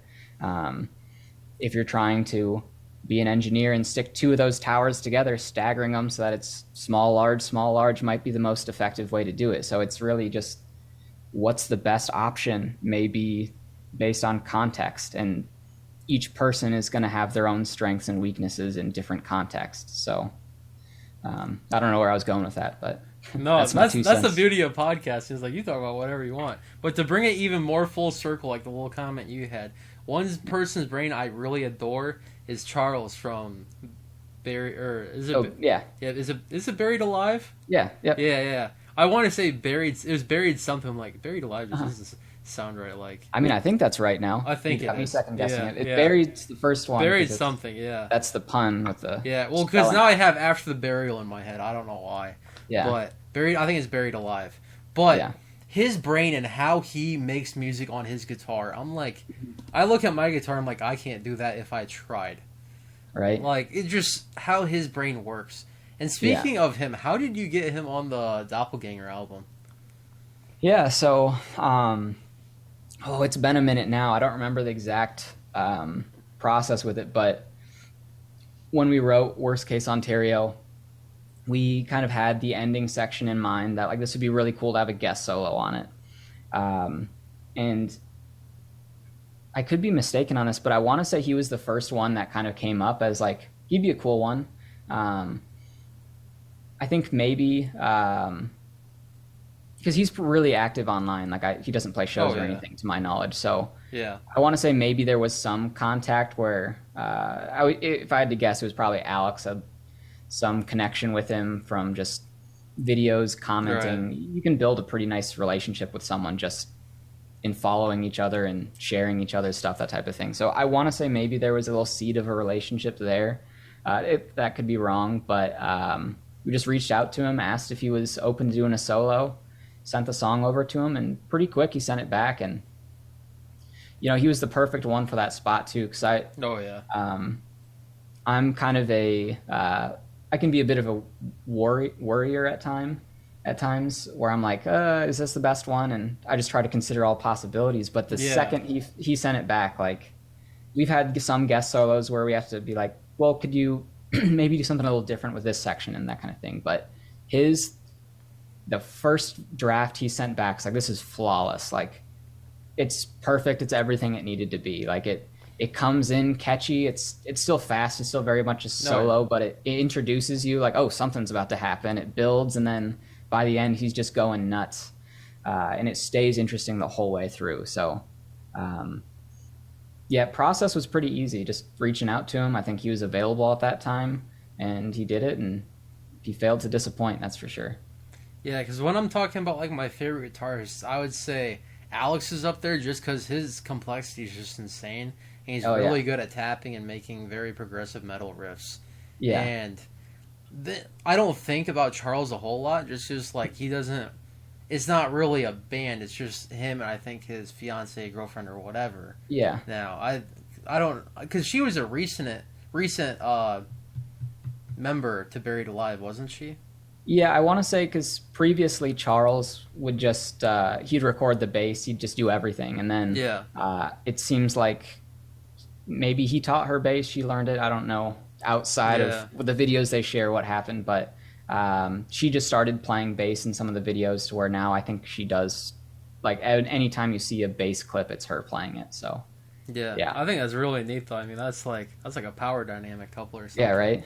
I mean, he's just how he writes and just uses that kill switch and just make the most wild dubstep sounding things on guitar. Yeah. I'm like, I could only dream of doing that. And I can't even remember what guitars he uses or what pickups, but I want to say, does he have a Sustainiac? I'm not sure. I know at one point I thought he had a Legator, however you say it. I thought he had that. He might even have a signature model. That's what I was thinking he had, at least. Yeah. Well, the Sustainiac is just a pickup edition. Oh, okay. Yeah, so, I have no clue on that. Okay, yeah. So it's like, actually, I have a guitar that has one. I'll grab it real quick. Oh, yeah. Now we're talking. I was showing Alex this one before I bought it. It's here, let me put my headphones back on. It's DJ Ashba from 6 a.m. Signature Schecter. But so the Oh, okay. Sustainiac Damn. is That this thing's little, clean. this little part right here. Basically, I just hit that switch. Mhm. Now I can make a note ring out forever. Joe Huh. Satriani, Steve Vai have used it, and DJ Interesting. Ashba. But yeah, dude, this guitar is sick. 2 9 volts for active pickups and Sustainiac. I got retail is like 1,400, but this little scratch right here, Mhm. cut it down to $700. But I'm like, Oh. I don't care. The front looks There nice. you go. I'm Scratch like, it I all don't day. care, man. Yeah, but no, then it has kill switch, active pickups, Mhm. Sustainiac. It's a pretty Yeah. sweet little thing. No, that's a beauty. What brand is that? It's Schecter. Oh, that's cool. That's a Yeah. cool Schecter. I haven't seen any like that before. Yeah, DJ Ashba did a good job making that one. And he has like obviously every signature guitar has like a 3000 edition for like the exact one with the ebony fretboard, the stainless steel frets, all that jazz. Like, man, I'm in college. It's like, it's like being in college. Like, you don't have any money for the nice stuff. No. But it'd be nice to get a Kiesel someday, or a mayonnaise, or Oh yeah. that's probably not how that's pronounced. It's probably not pronounced like It's mayonnaise. close enough. I get the point across. Yeah. No, Kiesel's got a payment plan you can use if you sign up for like a Synchrony card. It actually makes it quite affordable. I know their prices have went up in recent years, but you look at the initial amount on the build and maybe it's not great, but you can also start out with more of a bare bones build. Like my first Kiesel bass, I didn't do anything crazy at all. I don't have it anymore. I think I actually ended up selling it to Alex for just pretty cheap because I wanted to fund one of my current builds. But it's just a Vader, or not a Vader. What am I talking about? Yeah, I think you blanking made on the name of that mistake earlier too. I just didn't say anything. Vanquish. Okay, yeah, because Okay, I know I knew Alex's it. 8-string's the Vader. Yes, yeah, and I've got a Vader as well. Oh, do you? Yeah, I'll Nice. bring them over here in a second. But it was just a Vanquish. It was, I think, the standard build, and the only difference on it was that, I went fan fret and I went 5 strings. That's going to be like an additional 200, 250, something like that, maybe. Right. And then I just made the bevel and back of it white, so it's all blacked out, like the ebony fretboard and everything, and then you Yep. just have kind of the white ring around the body, which turned out looking really sweet. And it wasn't a very expensive build at all because I only had 3 options that were all off of default, and neither one of them was all that expensive of an addition. But let me grab my Yeah. Vader. I apologize in Is that a advance. I'm Secret due Lab to- chair too? Oh yeah, yep, Nice. I got one too. yeah, they're comfy. Oh yeah. So this is the Vader. I don't know if I'm showing this very well, but Yeah, you 5 got it, yeah. string. It reminds me of the body paint finish. Reminds me of the Jason Richardson guitars. Oh yeah, yeah. It's the actual finish on it's just kind of natural, and it's got the what is this? This is poplar burl. It's just the type of Oh, wow. the wood finish, and then That's neat. I just have like a thin black burst on it with the bevel exposed. So That's but nice. this is kind of my go-to right now. I've got my other Kiesel, which I'll grab in a second here, but this is my favorite. I play this probably 60% of the time just because it's light, it's comfy. Being a bass player, like That thing's huge, man. yeah, it's bigger than a guitar, but You're in just sitting terms of against bass- your like right thigh, yeah. dude. It's like I cannot imagine reaching up here to Uh, play the first fret. That's just wild. Yeah, no, and that's kind of why I like fan fret so much and headless as well. Just because like I'm not 6'7" or anything. Like I'm Yeah. 5'9" on a good day. So like I don't have a huge wingspan. So Right. fan fret just feels more comfortable because naturally when I'm reaching out here, my hand kind of slants anyway. We play in some lower tuning, so I don't have to have the low string wobbling like crazy. Like it still has a Right. good firmness to it, so I can play more precisely. I don't have to get really thick gauge strings on it as well. And with basses too, they're just bigger instruments and they're heavier, so having it be headless just means that Yeah, it I've got a helps. little bit less weight, and there's no neck dive either. Like if I'm just standing on stage with my strap on,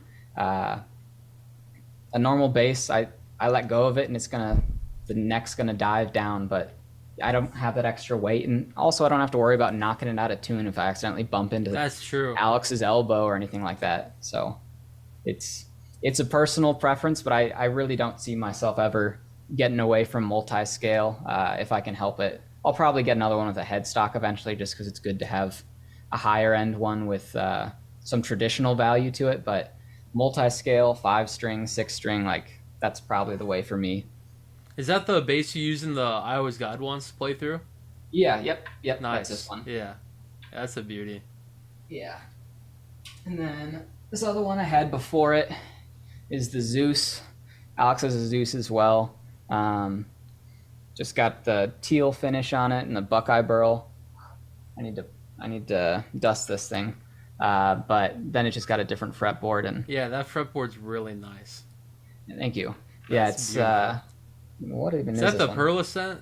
pearlescent moon or something? For the inlays or No, the wood.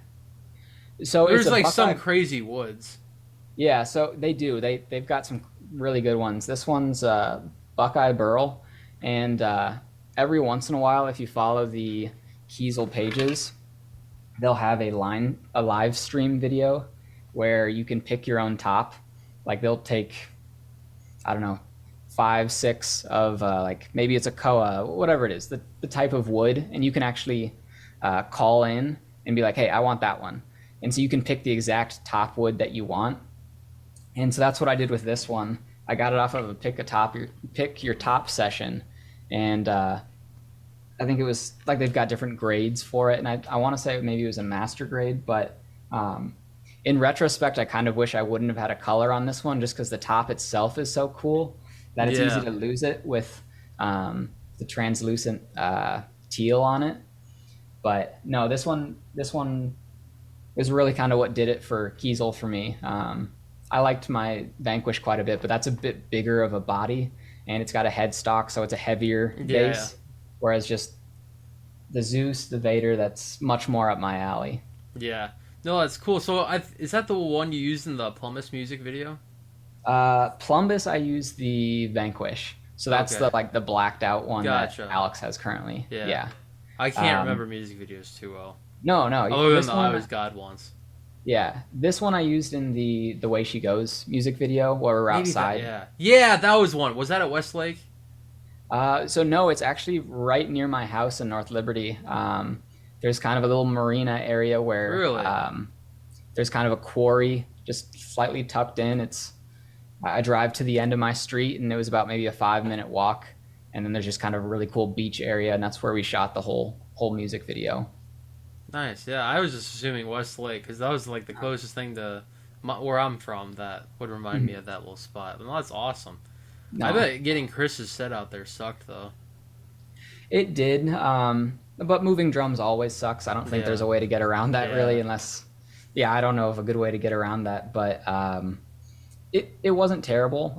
That's kind of why we chose the location we did. Is it was so close to my house. I think I had moved in maybe a couple months prior. I hadn't been there too long, so I've went on a walk with my wife around the area, and we just found it's like this is a really pretty area, and it's not too far of a walk from where we can park the car. So it wasn't terrible. The worst thing about that video was just it was a really hot day. We made the mistake of scheduling it, I think, in the middle of May, and mosquitoes are really bad. So like in that video, I had like a white shirt on, so when Alex or Chris were shooting their individual portions, like I'm taking my shirt off, I'm like doing everything possible to fan myself, like hosing each other down and bug spray in between shots and stuff, just so we're not getting eaten by mosquitoes. But no, I really liked that video. That one turned out pretty nice. I thought. I think it did too. I thought that was really nice put together, especially for like an amateur little thing too.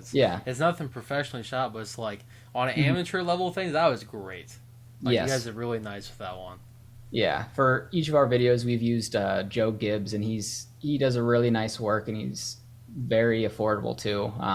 He even shot my wedding video for my wife and I. Like he's just really well rounded, and he can make some dark, mysterious looking videos, and he can also make it look really clean and just looking pretty professional grade too. So he's a great dude. I love working with him, and I imagine we'll probably shoot more with him in the future. Oh yeah. So who shot the I Was God Once playthrough? Was that just you guys or? Yeah, so that's our buddy Jake Will. I would consider him a part of our team at this point because he's shot really every playthrough video we've done for quite some time. He does most of our promo work, like if we just need updated photos for Spotify or whatever it may be. Yeah, he's all around just a really good guy. Does great work. Yeah, he's even involved like in our conversations on like marketing and stuff like that. He's a team member of Doppelganger at this point, I would say. Yeah, that's the thing. It's like, so you talk about team members, and it's like when you look at a band, it's like, oh, you have the vocalist, guitarist, bassist, drummer, rhythm guitarist, whatever. That's Yeah. It's like, well, all the people behind the scene, like we were talking about the roadies earlier. It's Yes, like, yeah. There's so many people involved in a band that just help to make it work, and I think Yes. that's really the beauty of it. It's like, that's kind of why I appreciated Enterprise Earth kind of shouting out their merch person. They're like, Yeah. hey, go shout out this person, go talk to her, she's awesome. Mhm. And speaking of that Enterprise Earth show, dude, it was so loud during Right. Enterprise Earth set, man. My buddy is like, I'm waiting in the truck to just come out when you're done. Yeah. I'm like, I don't blame you. It was so freaking loud, man. It was cool though, because Yeah. I really liked how their latest album, the album art, looks like stained glass in a church. And where were Okay. we? We were in a old church, but then what was his name? Justin Farley bought Yeah. it. Yeah, I thought Yes. that was neat. No, Skylark's a really cool venue. I want to eventually shoot a video there, even if it's just like a playthrough. I know we've had some drum playthroughs there in the past, but like, I mean, it would work for a music video. It's just Oh, really yeah. cool how he was able to convert the sort of church setting into what works for a concert venue. Yeah. So Yeah, no, it's Yeah. really nice. But yeah, if you do a music video there, you can just be like, "Hey, Polyphia, yeah, does this right? ring a bell?"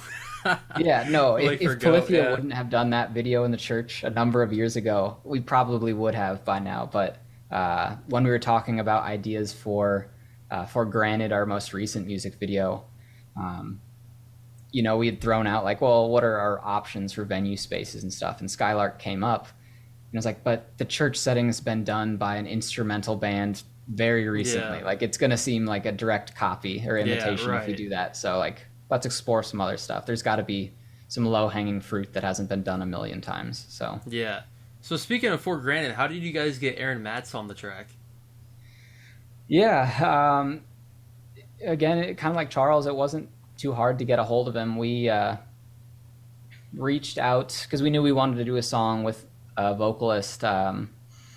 We're not trying to keep ourselves in like a box of having to Right. be instrumental. Like, we wanted to do something like, let's make the heaviest song we've made, and let's get a killer vocalist on there.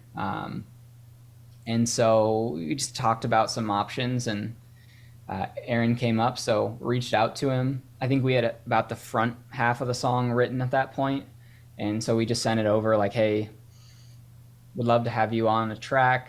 Here's kind of what we have so far as just like a little bit of a sample.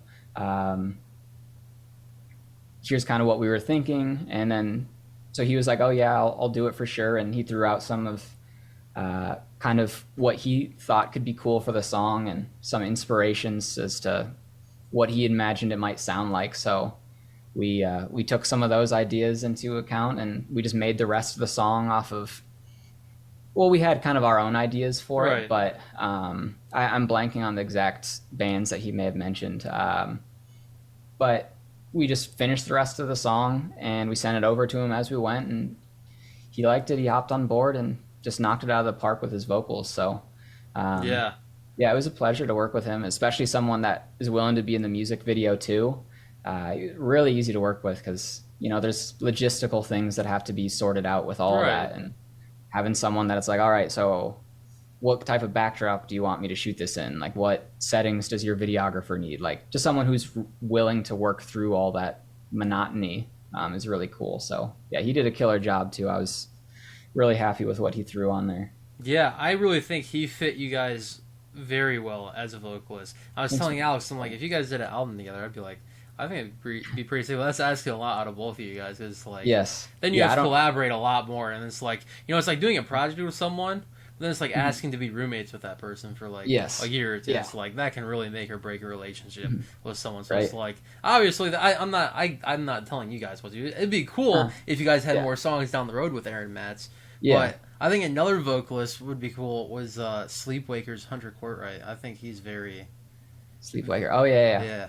I really like him. I've mentioned him so many damn times on this podcast. I'm just like a Sleepwaker fanboy, man. But no, Yeah. what my favorite show I've been to today was that Sleepwaker thing in Iowa City. They were with Eye the Breather, who's Eye the Breather. Okay. No, Nick Nocturnal was not with them. Sadly, Okay. that would have been neat. But he was listed as a guitarist at that time. But it was Logan Young was there with them. Oh, okay. And Awesome. but I remember seeing Logan at the concert, and he's being a goofball on stage, and I'm like, this guy is like, he's just dancing all over the place, doing these power chords and everything, doing some simple tapping riffs, and I'm like, he's just not as focused as I would expect someone to be on stage. Just like now, if I were to look at like Alex on stage, he's like just standing there, so understandably so. It's like I couldn't do it sitting down, dude. I could not even do what he does. It was like. Then I went to Logan's Instagram. I'm like, oh, that show is nothing for him. That was like a walk in the park. Yeah. Right. So it's very interesting to see like him. And then I checked out his side project Dal Ave, or however you pronounce that. His Thal stuff's crazy. I don't know if that's like your type of music, but I listen to it. I'm just like, I messaged him. I'm like, dude, you're a freak on that guitar. Like his tones he posts on the little clips are. Those are tones you only hear in your dreams, man. It's ridiculous. No, he's got a style that's very distinctly his own, and he's a killer guitarist too. Like, if you need help reaching out to him or anything, I know Alex has worked with him on they collabed on just like a riff project, and I'm pretty sure Logan's a Kiesel artist as well. So I know him and Alex have kind of just that bond being sponsored by the same. Yeah, no, I text him a little bit. It's just the fact, like, when he's busy, when he's not busy. Sure. And trying to get something aligned. Like, because it's like, now that I'm in college, it's like, it's kind of a weirder schedule compared to just me working 7 to 3, Monday through Friday, and then having the weekends. So it's like, because homework, you gotta be responsible still. Sure. God forbid you just party your whole life, No. But you can't do that. But no, it's like, having him on, and I might cut this little part out, because it's like, I don't know how much I want to spoil, but it's like, so... Oh, sure. Yeah, because he played in a band as a bassist too for Munis. And they're very interesting. And I can send you one of their songs where he actually did like a bass solo, or I can send you the little Instagram reel of the bass solo. But he's like very cool. Kind of reminds me of Ginger's bassist. That's another bassist I really like. I don't know if you know who I'm talking about. I know Ginger. I'm not familiar with their bassist though. Look, if you like bass playthroughs, he has some really nice ones. Other songs, like he's a very talented bassist. When I like actually look at him, it's like, you are too. I just haven't. Sadly, I told Alex, it's like, I mean, it's like I feel bad because it's like I like Doppelganger, and I look at like a lot of Alex's stuff. Like I just haven't like sat down like what has Kyle posted, and then like flip through your stuff. I need to because it's like I love bass. I especially love little playthrough clips because like obviously you amplify your bass sound in a playthrough, so it actually sticks out like a sore thumb. But I love that. I just love that just thick, nasty, low, deep tone of guitar. Thanks, man. We are back. Oh, so before the podcast, I shared a link to a Google Doc with you that I wrote up for Alex when I had him on. I don't know if you saw that, but I have that pulled up right now. And on there I had recent touring / shows with Lightworker and Spirit Breaker. And do you remember that show pretty vividly or no? Yeah, I mean, I remember it. Whether vividly, I'm not sure, but I do remember the show. Yeah. Do you remember Aaron Ludus, Spirit Breaker's bassist? The black guy with dreads, I think? Because he played in Sleepwaker, too. Okay. I'm not remembering that offhand, but... he may have been there. Yeah. Yeah. Because I love... Well, yeah, like I said, I love Sleepwaker. I'm a big old fanboy, whatever. Sadly, they're broken up now just because stuff didn't work out. But I'm happy to see Doppelganger still going despite losing a member. Because that was kind of Sleepwaker's whole ordeal. It was kind of like But how they kind of portrayed it, and I feel like I can say this because they posted on social media the reason. It was like basically their vocalist wasn't coming to practice prepared, so then their drummer had to write the vocals to pretty much the entire last album they did. Though Yeah. Hunter, I think, tracked him, or maybe their drummer had to fill in some of the tracking since like he just would come unprepared. But he had a family too and a job because he's like, you gotta pay bills and he had little kids and everything. So it's like, you gotta be there as a dad too. So it's understandable. But it's like, I obviously wasn't in a situation, so I can't say or stick up for anyone. That's just how it broke down. So I think Frankie and Jake, their drummer and rhythm guitarist, kind of was like, hey, I think we're going to talk with the label and try and get Hunter out of here, their vocalist. And then their other guitarist, lead guitarist, Jason, was like, oh, I don't like that you guys went behind my back and kind of outed Hunter. So, because he just said he was left out of the equation, that whole thing. But what sucks is like they had some of the coolest riffs I've heard in terms of just like metalcore or deathcore. It wasn't anything like Doppelganger where Alex is like doing 6-fret tapping or you're doing some crazy bass stuff. I mean, it's just it's like Beartooth. It's just heavy and a very nice rhythmic beat to it. Yeah. I love stuff like that. Yeah, like good music is good music, and it doesn't always have to be like super complex too. Like I know that's kind of a lot of what Doppelganger's done so far is just complexity, but there's a lot of value in things cooling off too, and just having a chill break or doing something that's a little more catchy or maybe groove centered that isn't just polyrhythmic or something that makes it unnecessarily difficult.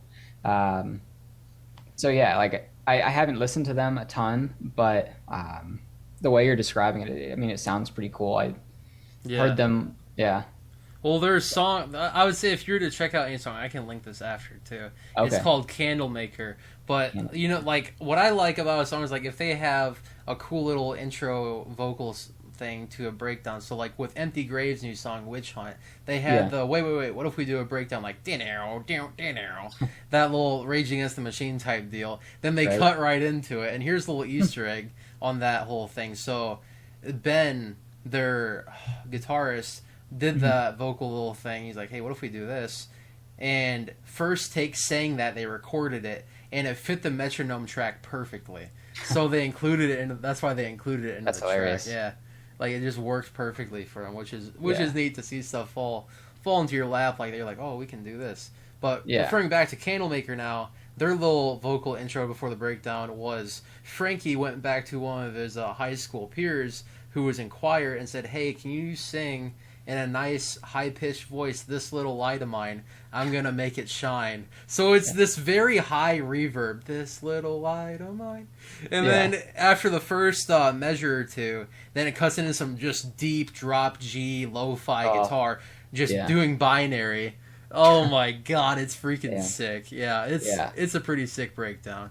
No, it sounds like it. I'm a sucker for high contrast, so anytime you've got like clean or like ambient dropped into like heavy and up front, like that type of stuff, it's hard for me not to enjoy it. Yeah, like there's some songs where you hear for the first time and you're like, holy shit, did that just happen? I didn't even know that was possible. And like for me, one of the Doppelganger songs that did that was the outro breakdown and solo that Alex did. That little trilling that pans left and right super quick, like it's like narrowing in. Which song? For Granted. Oh yeah. Yeah, the ending breakdown on For Granted was that was tight, man. Yeah. No, I was really happy with how that one came together.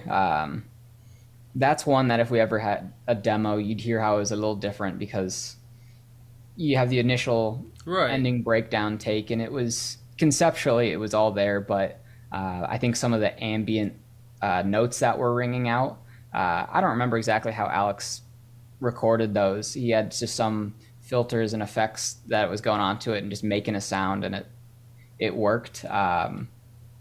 But the first version of it was cool. It served the same purpose, but it wasn't quite the same. But no, how that worked out, I've probably said it a dozen times in there, but I just really pleased with how it came together, and it's just I'm pleased with how I'm proud it of came everything together. we do, but no, you I'm guys kinda are biased killing for our it. music. Your last two singles, you guys killed it. The only thing for me is it makes me sad that For Granted didn't get the same love as I Was God once did. Yeah. But I think that was kind of TikTok's kind of thing, because Alex got, what, 2 or 3 million views on the, you work at Guitar Center, but your band sounds like this.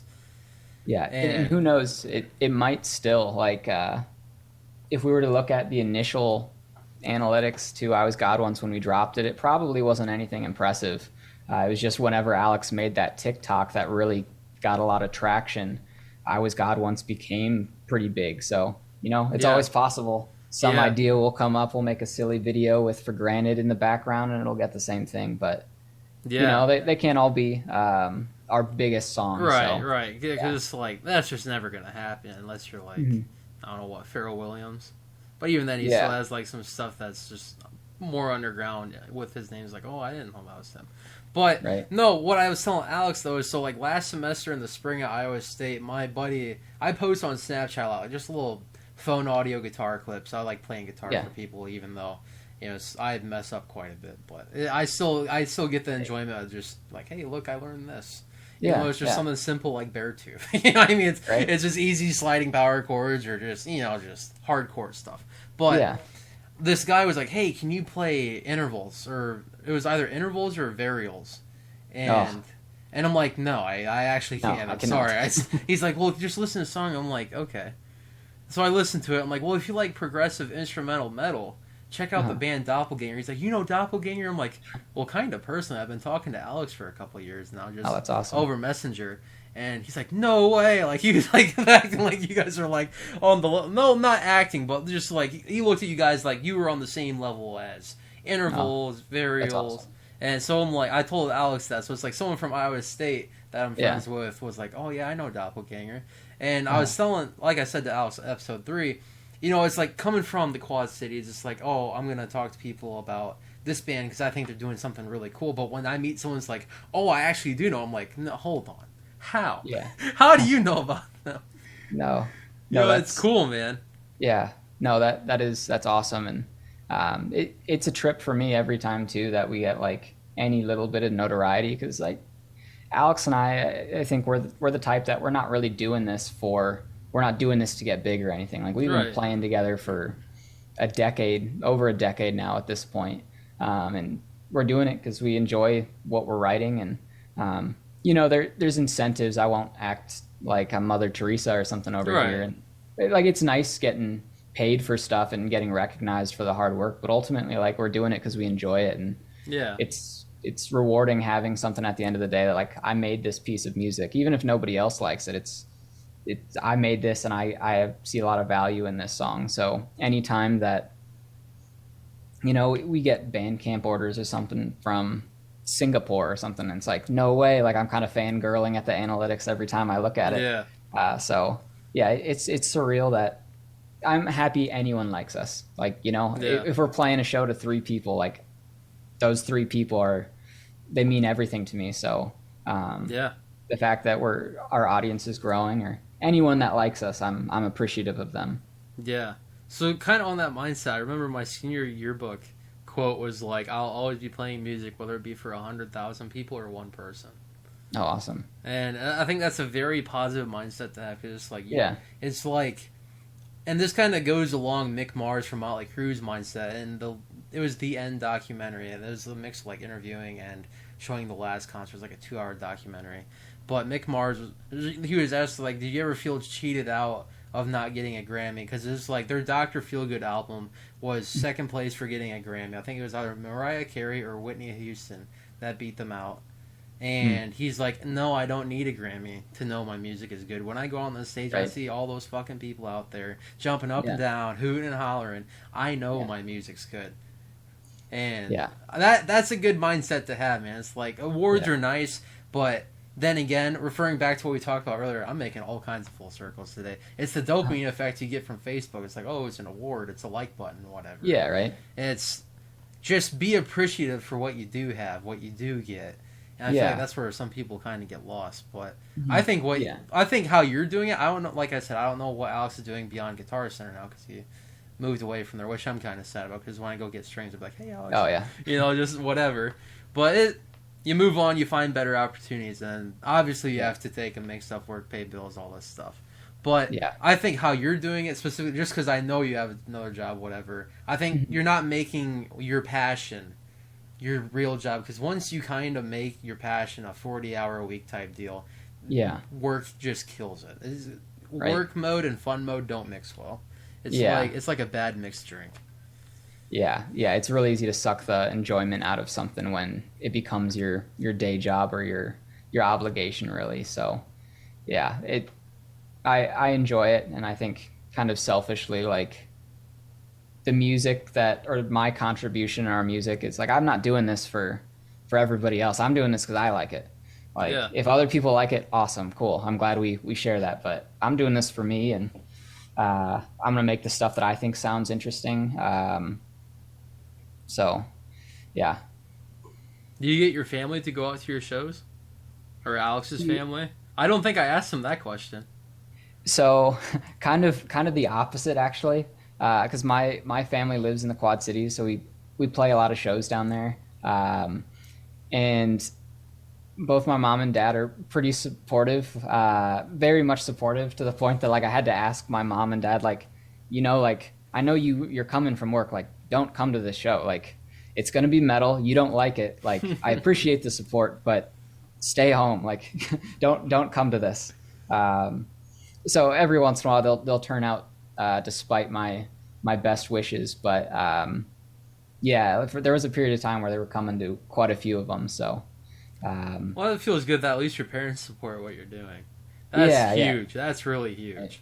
Yeah, they don't always understand it. Like, when we first started out as a band, and we're playing a lot of deathcore and, like, real heavy metalcore type stuff. Like, especially my upbringing was pretty religious. Like, I talked about it earlier, that, like, I grew up playing in church band or, like, stuff like that. So the full 180 of, like, I know my mom's uncomfortable out there, so, like, I appreciate it, but you can say you tuned into the live stream, or like a video on Facebook or something. Like, that means just as much to me. You don't have to go out of your way to show up and pay $20 a ticket or whatever it may end up being. Right. That is sweet, though, that she does go behind your back. It's like, I'm going to do what I want, because that's my little baby.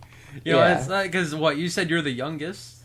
I'm the youngest. Yeah, so you are the baby, really. Yes, I am, and it's my brother's 4.5 years older than me, and my sister is another 2 from there. Wow. So I'm very much the baby. I've got that going for me. So, how do your siblings feel about Doppelganger? It's mixed. So my brother was in the band. He was our vocalist for a period of time. Well, even before that, I guess. It depends how into it I want to go on it. But when Alex and I were playing together, my brother, who also plays guitar, he came in initially, and we kind of had a little bit of a 3-piece temporarily there, where my brother was playing guitar, and then he eventually switched up to vocals, and through many member changes and stuff, he got out of it, and he listens to our singles and stuff when he puts them out, and he usually goes out of his way to say he likes it or that kind of thing. But my sister, it's similar to my mom and dad, were not really their cup of tea musically, but still supportive, still, I guess, a kind person that's not going to tell me if she hates it, so which is fine. Yeah. Well, that's good that you guys support a family, though. I feel like that's, like, a lot of people's problem, because it's like, not to, like, bash my family, but it's like they didn't always understand, like, it's like, you need to do something other than, well, obviously you went to college too, and you didn't make it like a full-time thing, but it's like, it was kind of like disheartening to hear from my family. It's like, well, maybe you should go to college and just, it can be like something on the side. But personally, I'm a very firm believer, if it's not your plan A, don't even worry about it. Yeah, right. Because it's like, I like focusing my mind on just one thing and getting just so freaking good at it that I am the best. Right? So it's like, but it's like, I personally, I don't have anything I can really follow that, because it's like, I like the cybersecurity stuff, and then it's like, then I like doing the podcast and then just noodling around on the guitar. Yeah. So it's very hard to follow that kind of mindset, even though as much as I love it, like, I'll listen to, like, people like Dan Pena, or he is kind of like, not as crazy as, like, as modern Andrew Tate, right? Like Sure. he's not as crazy, but he's very like up and at 'em. Like he's like, hey, you pay me $20,000, I will invite you out to my castle in Sweden, and they dress Oh. you up in a nice suit and tie for like 2 weeks. And he Wow. has these lectures in like an auditorium room, and he will just say, "What are you doing with your life?" Kind of like break you down, just be like, Yeah. try and get you into a vulnerable state. And Mhm. supposedly he's made someone pee their pants there before, just because he's Jesus. very, very up and at 'em. But after Yeah. breaking these people down in the auditorium, he'll take them one by one to a back room and be like, now how can we make your life better? What kind of plan do you want to do? How can I help you kind of set up a structure to do this? Yeah. And then after that, he will have the people write in once a month, kind of bring them back up to date with what they're doing. So it's kind of like, it's a harder mentor. And I know it's kind of like a controversial way to teach things now, Sure. but for some people it works. Yeah. That's kind of the beauty of humanity. There's just different things that work for different people. So Yeah. that's why people are always trying to devise new ways to teach or to learn, or that's Yeah. the best part. No, that's interesting, and I'm not terribly familiar with him, but some people, they just need that breaking down, and I believe I said it earlier, but I'm a strong believer that you learn a lot more about yourself and about whatever it is you're doing in losing than you do in winning. So like sometimes in failing and hitting rock bottom, that's the eye opener that maybe what I'm doing isn't working, or maybe it could be improved. And those realizations oftentimes hurt and they suck. Right. Yeah. Get you into some less than ideal positions, but sometimes that's what's needed in order to sort of really show you that you need to change what you're doing. So I could see how that'd be effective. Yeah. Was there anything? Not. I don't mean to bring up bad times, but No. was there anything that you kind of felt like that was with your position with Doppelganger, or there was like kind of like a point where you're just kind of like, is this really what I'm doing, or? Let me think. Yeah, I don't know if there's been any big like individual moments. Kind of with anything that's happened for a long duration, there's going to be highs and lows. Like Right. you play good shows, you play shows where nobody shows up and maybe the sound guy is a dick. Stuff like that where Right. you have highs and lows, you have ruts where maybe it's a consistent bad couple shows, or maybe whatever it may be. I don't know that I necessarily had a moment where I was considering getting out of it. I think something that I've considered a little bit, and this would have been 5-6 years ago or something like that. When I was in college, I just having conversation with myself a little bit about kind of what's my future and does it line up with Doppelganger, and just having that real candid conversation with myself, just processing through that. And ultimately the answer was, yeah, keep doing it. Like just because I'm not following a path that's been done all the time doesn't mean it's not a doable path. Like I don't go out of my way to brag to my coworkers about the band. Right. I don't really talk about it too much, just because I know most of them, like, Yeah, deathcore is older. not a very popular genre. So No, well, no, deathcore or progressive metal, however you want to brand Doppelganger. yeah, I feel like For Granted it could almost be deathcore. yes, So yeah, no, For Granted, that's one that when we released it, I knew that like a lot of kind of my supports that have known me for a while, like whether relatives or just like, I don't know, friends from college, things like that, I was like, they're gonna have a hard time with this song. This is gonna surprise them a little bit. But I mean, it feeds into the same thing that's like, I mean, I'm not doing this for you. Like, yeah, I want to make people happy. I'm a people pleaser at heart. But yeah. yeah, ultimately, it's if they like it, awesome. If not, so be No, it. I think that's a good mindset to have. I think you have yourself pretty foundationally sound. It's like, Thanks, man. for me, it's like I like playing stuff. You're like, oh, because I'd always be like, hey, Dad, come check this out. And Right. we'd be. I remember just posting to SoundCloud a couple times, and he helped me with actually my most listened to song on there, because he used to play saxophone at wow. University of Iowa in the marching band. So he didn't really have that theory knowledge anymore, but he could listen to something Sure. and be like, well, what if we tried this instead? Right. Oh, okay. So it's very cool. He'd sit down in my room for like a couple of hours, just mess around on FL Studios, and it was very interesting that he's just like, yeah, I'll do this with you, whatever. And it's like, Yeah. you give me feedback, because it's like he actually could, because he has that music background, and Yeah. that was Yeah, neat. kinda. That was really neat. That was Yeah, I would say he was a little bit more supportive than my mom, but my mom's still like, I'll listen. Yeah. I'll listen to the covers you put out. But Yeah. she's not Supportive super, not super enthusiastic. Like, hey, come check this little part out. Where it's just like, oh, I learned 10 seconds Sweet Child O' Mine, like the solo or something. Like, dude, isn't that awesome? She's like, I can just go listen to the real thing. Right. It's well, you're gonna have different supports in your life. It just is what it Yes. is. You can't expect everyone to be like, oh my god, that was freaking awesome. Do it again, right? Right. As much as you might be excited about it, you can't depend on other people's excitement to just keep fueling your creative ego. Yeah. And No, so and that'd I be the think there's hardest part for me, anyways. Yeah. Yeah, no, it can be difficult to definitely getting that, but I think there's also value in having people with differing opinions. Like one of the things I love about my wife is she's pretty direct sometimes. Like, and we don't always agree on things. Like, we're different Right. people, obviously, at the end of the day. And Right. I love that one of our, I think it might have been the For Granted music videos, like an idea that I specifically pitched for like a video concept, made it into the cut, and then one of our closer to the final drafts of the video, I was showing it to her, and she's like, I don't really like that effect there. And like, you have your initial knee-jerk reaction of like, I can't believe you'd say that type of thing. But then it's like, oh, well, I mean, this is just, it's a Right. differing viewpoint. It's not going to be for everybody. Right. But I mean, even still, the fact that she's kind of excited and has her own two senses, it's valuable. And yeah, not everyone's going to see it from the same perspective and might want to go different ways with it. Or Well, here's the appreciate crazy certain things thing in others. about making content.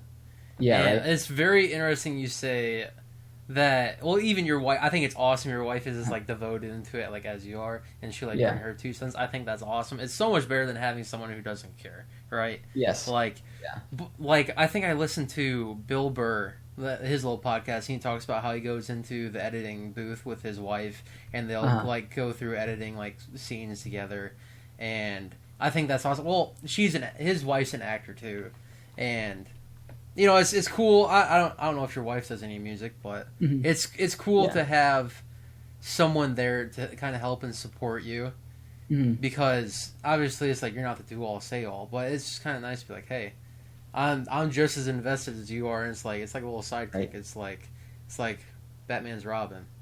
Yeah, and I think as long as it's coming from a good spot too, because I don't mean, like, there's times where I'm sure the music kind of pisses her off too, like Probably. the song that should be the next one Alex and I release.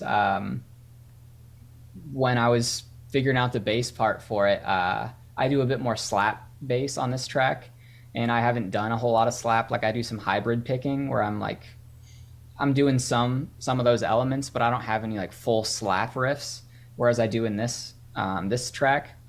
And so like my wife, she gets some space from me, but probably not enough all the time. And so I feel for just me learning this song, figuring it out, playing it. I'm in the living room trying to sort it out, and I'm not plugged in either, so I'm not like getting any juicy bass tone out of it. She's just hearing the strings Just slap. the dry input. That's all it is. Yeah. And probably after about 45 minutes, an hour, it's like, can you do this in a different room? Yeah. Just because it's like, I mean, I get it. It's probably some level of psychological torture hearing the same riff played poorly for an hour. No, I totally get it, because I had a roommate in college kind of say the same thing. He's like, can you like not practice in the door? Like, And I'm like, I don't know where I'm this? going to go. Well, I guess I'll just play stuff I know. Then you get to hear the same 10 songs all day. Mm-hmm. Yeah. So I totally get where she's coming from. It's like, because it's like you and me are musicians. So it's like, we know we need to practice that for an hour or 2 hours or 2 hours for a couple days a week for however many weeks. Just get done. Because it's like, obviously, well, not obviously, but it's like you said, Alex is just slightly more advanced than you are. So it's like he's gonna bring something to the table. You're like, no, I can't even match that. Right. Like, honestly, if I was in your position, I'd just look at the tabs. I'd be like, Alex, you gotta find a different bassist, man. I just can't compete. Right. But you do. You bring it to the table. You bring your little piece. Like I said, I can't really hear for the bass because it's just a supporting instrument. Yeah. But when I watch this stuff, and this is actually the point I wanted to make earlier when you said your wife didn't like that little effects point. I'm like I have like a million thoughts a minute, but I'm Oh, loving you're good. this episode so far though. But I like to me, music is audio only format, and I find myself doing the same thing with these podcasts. Like Yeah. I'm like, oh, the thumbnails, not this little part's not outlined, but the thumbnail's only like this little bit on a screen, and here Yeah. I am like zoomed in, seeing like each pixel on my freaking screen. Right? It's like it's just a thumbnail, right? Right. Like, so when your wife made the comment about the effect on the music video, it's like, Yeah. I honestly, I haven't watched all the Doppelganger music videos, and I wouldn't even Yeah. notice if something was wrong, because Mhm. I'm listening more than I am watching, right? It's like, oh, Yeah. cool, they did this whole thing. But it's like, as a creator, though, I totally get it. It's like, Yes. everything has to be perfect. This has to be perfect. It's like, why is this way? Why is this that Yeah. way? But it's like, to the average listener, that's not a critic. Mhm. They're going to be happy with whatever you put out. Yeah, they're just taking it in as the piece of media. They're not going through and Yeah. critiquing every little individual element and every note and whatever it may be. Yeah. And if they want to take the time to critique it, which takes a long time, Mhm. I just say thank you for the listens. Yeah. Because you know it's going to be more than one. Uh-huh. And honestly, like, it's good feedback nonetheless. Like, Yeah. even if it's someone who has no clue what they're doing, or I perceive it that way, like, they're given a different opinion than what Yeah. I'm hearing. So any Yeah. feedback is good feedback, I think. Yeah. Until you get like the trolls and everything. It's Yeah. like, I don't they know if can- they can quiet Doppelganger's... down some. Yeah. I don't know if Doppelganger's at that point where you guys have trolls or anything. Not really. Like, no, I wouldn't say so. Like, our community is pretty good.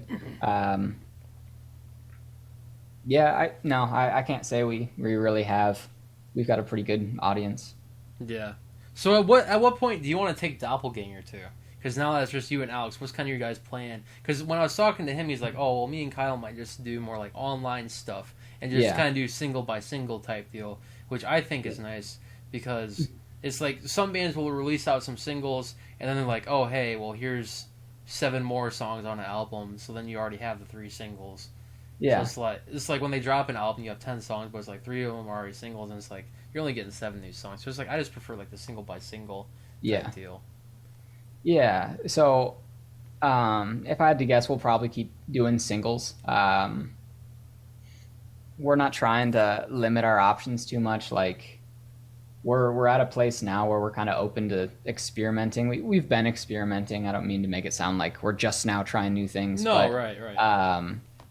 But we're trying to do a little bit of everything. You know, like, we'll be predominantly online, because in today's day and age, you can do A lot. just as much, if not more, being solely like a online content creator than if you're playing shows. Like, there's still value to that, and it's still something that I hope we can do in the future. But for right now, it's not limiting for us to just channel our stuff in Spotify, TikTok, Instagram, just keep putting out content, putting out new music, keeping it fresh. But yeah, probably keep it singles. I would imagine we'll have guest features, whether that's guitarists, drummers, vocalists. We'll probably bring in just whoever seems like a good fit for whatever project we're working on.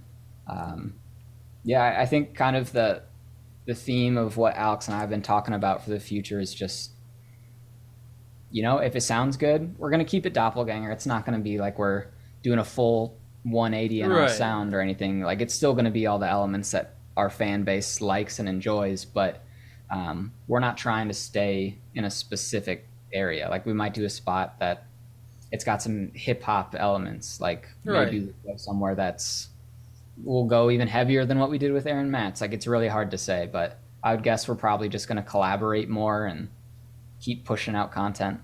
I'm in favor for heavier. I'll just say that. Heavier? Well, yeah, ultimately it's your guys' decision. You guys are Doppelganger. Yeah. I am not. I'm just wearing the beanie. Shout out to Alex and you for the free beanie. This is honestly probably what I've been wearing it like Good on almost ya. all week. Yeah. Yeah. No. And then my cousin's like, dude, that looks nice. I'm like, it is. I just like how little baggy little pouch up here. It's Yeah. nice. Yeah, I got a like little that, extra on yeah. the top there. I like that little look. But no, so ultimately, if you were to pick a different genre of music, what would you try? Not say fully remake Doppelganger, Uh-huh. but what are some kind of elements that you personally want to bring into Doppelganger? Because I know Alex listens to like Kendrick Lamar and stuff like that. Yeah. And then I know he did the "Money So Big" by Yeet cover. Yeah. And he does like Black and Yellow cover on TikTok. You know, stuff like that. But what's stuff that you want to do? So I mean, a lot of kind of Alex, and we've talked about it quite a bit. But a lot of our viewpoints we share, and I think that's why we've been able to work pretty well together for so long. But you know, some hip hop elements like. I think there's some value in a lot of that type of stuff. You don't need to make things overly complex for it to be catchy and to be a foundation that you can just, you know, a lot of hip hop will kind of add layers, whether that's just the vocals or ad libs or whatever it may be. And you can, as long as the foundation's solid, you can go from there. So we're going to have heavy parts, but I'd like to explore the groove side of things a bit more. Like for our newest track where I'm doing a lot of slap bass, I think that's really cool. Just being able to mix it up. I'm also a bassist, so I'm very biased towards like anything like that. But something a little more groovy where I want to experiment with something that's probably been done a million times. But to me, it in Doppelganger would be a little new. Instead of a breakdown, kind of like a groove down. So instead of dropping into zeros with just halftime drums or whatever, just doing something that gets funky when it drops down. Something like that I think would be cool. I like a nice clean break. I've been listening to a lot of like the Midnight and that type of stuff where, I mean, the song structurally is not very complex. It might be the same kick snare pattern the entire track long, and it's still interesting though. Like it's nice and clean, and so I think it'd be cool if we did a little bit of that in there too, where maybe we have a song that there's just no drums in the second half and we just make it ambient, make it refreshing, and then we'll jump back into it heavy for the next track, you know? Like, I just want us to explore a wider envelope of kind of what we've already hit on, but I guess dive further into those areas, if that makes sense. Have you ever thought about doing a bass solo in a song? Yeah, so I'm not opposed to a bass solo. Maybe I know you don't like the spotlight entirely, but yeah, I like bass solos because it really just is like, hey, we have a bassist. You know, it's like it's putting them more at the forefront. Yeah. Probably a weird perspective from a bass player, but I don't love bass solos. Like in certain times, they're awesome. Like don't get me wrong, a big part of why I picked up bass in the first place was watching one of Les Claypool's bass solos on YouTube, just watching him slapping, going nuts. So I think in the right setting, a bass solo is awesome. So I'm not opposed to it. But it's really just if a spot comes up where it makes sense to do it, I'll do it. But I guess I'm not forcing it, but I try not to force really anything in our songwriting process. I try to is the big words. It's never this easy, but try to step back and like, what's going to be the best thing to serve the song here? Like, what is the song actually calling for? So if there's a spot where it's like, it needs a bass solo, I'm all in on it. I just finished writing a bass solo recently for a buddy of mine who's got his solo project, and he wanted me to feature on a track. So I've got 2 solos on that one. So I'm not opposed to soloing, but it's just a matter of right time, right place, right setting for Doppelganger. Yeah, because it's like that. It's like you can be as musically creative as you want. It's just what fits your sound that you're trying to build. And I feel like that's a struggle for me a lot because it's like I, strangely enough, I almost strictly listen to deathcore, but then like I'll like dive into like some EDM stuff. Yeah, or like even going as far as like Alan Walker, right? Like just some like. This is not deathcore at all by any stretches of music, right? So it's like, or I'll go to like Leonard Skinner's or you know some Kendrick Lamar type stuff or Eminem stuff like that. Yeah. But music's crazy, dude. Like there are so like just imagine that we go back to like the 1800s, 1700s. We have blues, soul, rock. That's it. And here we are at freaking deathcore, dubstep, thal. Yeah. It's freaking crazy. Even country pop, like that's I don't even know how you mix those two together. I know pop country gets like a bad rep for being like fake country, but it's it's like there's so many other things like screamo rap, like Scarlord or Yes. some of the XXXTentacion's songs. And it's like, well, that's fake rap if you want to say that. It's like, Yeah. but there's I don't think it's fake. It's just a different No, take on it's what just people are different, yeah. used to. It's like, and there's no right or wrong in music. I Yeah. mean, there's a scale called chromatic. I mean, that should just say do what you want with music. Right. If you don't know theory, just do chromatic, man. Like, Right. just play what you want, make it sound good. Yeah. Yeah. No, there's a ton of good genres out there. Like good music is good music regardless of the genre. And that's kind of why I don't want Doppelganger to stay in a cage. Like, the chances of us becoming country is Slim. basically impossible, but I'm not going to rule Yeah. it out because I've been wrong. But at the same point, like if there's a time where it makes sense to throw in an acoustic riff and maybe a slide guitar, like cool, let's do it. Let's try it out. If it sucks and it sounds bad when we track it, we can always throw it away. But I'm not trying to close off those potential options until we've at least considered it, you know? Yeah. You want to know who I think would be neat for a Doppelganger feature? Who? Tosin Abasi. That would be cool. That he'd would do be a killer sick. job. Yeah. Yeah. Have him teach Alex the thumping, man. You're Or right. you the thumping. Do some thumping on the bass. I mean, that Yeah. little 60-second clip with Tosin's red 6-string guitar doing that little thump clip where it's just that's literally the riff. That's Yeah. insane. I mean, I tried it like on my like Fender or whatever. I'm like, no, I Yeah. am not that good at guitar. Yeah. Or even No. what is it? The Woven Web song by Animals as Oh, Leaders. That little Right. all that little stuff. I'm like, how are you making those sounds, man? No, He's I'm a freak. convinced that section when he laid it down in the studio, like his thumb just got caught in there or something. They're like, you know what? Keep it, drums, just figure it out. Like, Yeah. we're gonna do that and let's just do it again.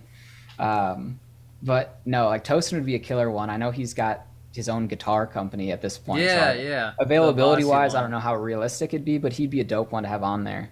I say Yeah. that in theory, but it also end up being a pain in the neck for me, just because I guess little story for The Way She Goes, that track, there's like a middle riff where Alex and I start off kind of alternating back and forth. Alex got the inspiration for that one from some Tosin video where it's just, I think like selective picking is what it's called, maybe. Yeah.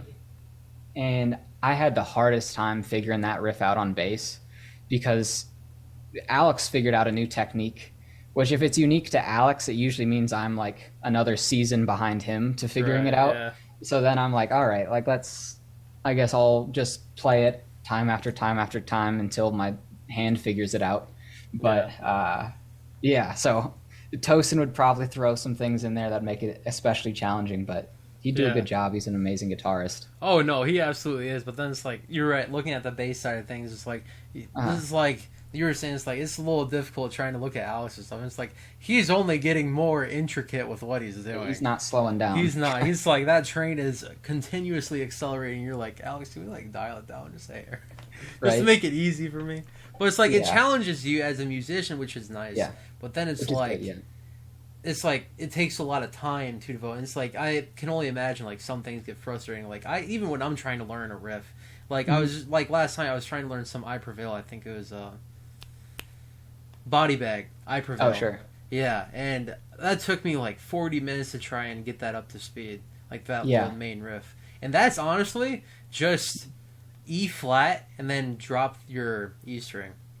But I'm like that's pretty not low tuning because I think their first album with like Scars and Chaos was like C standard or drop B.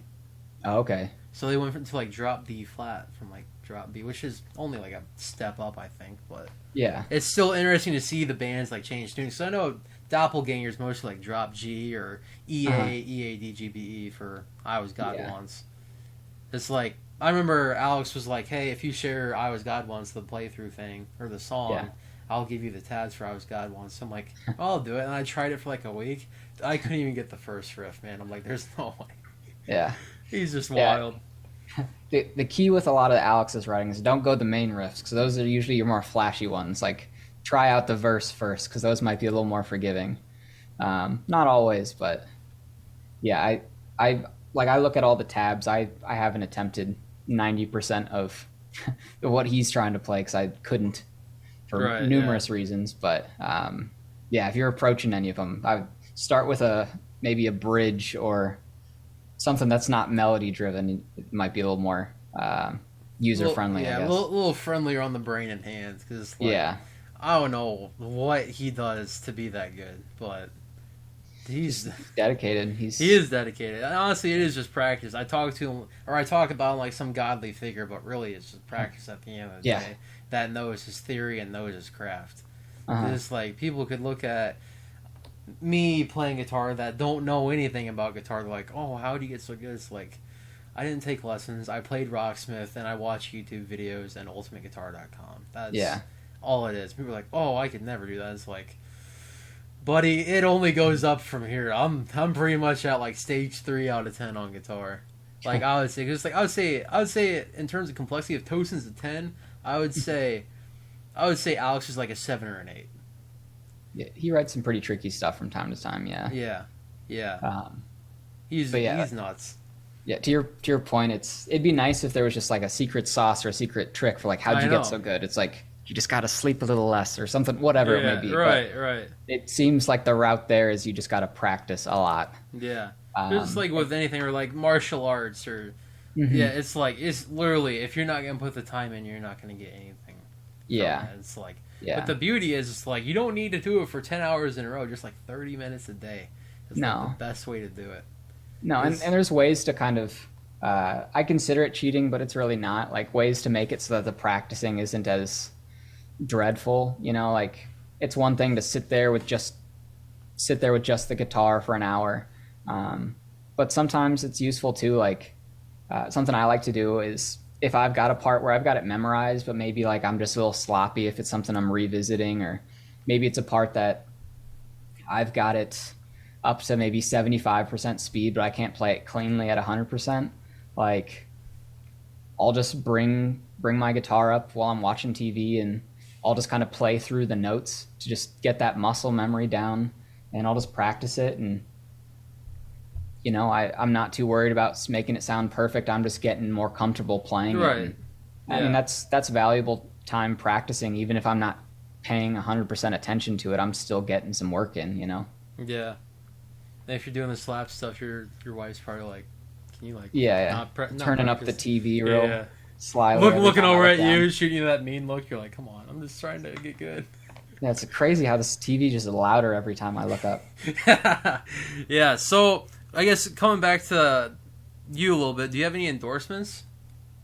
No, not that I can really think of. No, like I mentioned earlier, I'm been pretty private and I haven't been diving into social media a whole lot. So I've got a couple in mind that I'm looking to pursue here before long, but at the moment, not really. I've just been taking it easy, being the bassist, not hogging the spotlight. No, you're good. No, I just know. I just had no idea. I just knew Alex had the Key Soul, Stone Age, and then Happy Cable. I just wanted to get yours out there in case you had any. Like I've got a list on my phone of potential endorsements. I just got to pursue those a little bit more. Yeah. Kiesel would be killer, but I got to put in some work before I can get up to that, I think. Yeah. Well, I think it's doable. It'd just be like, hey, you guys gave Alex an endorsement. Yeah, like with all things, like, I mean, if you look at it at first glance, it's like, oh yeah, that's not possible. But most things, it's just you make a plan to get there, and you just got to work at it.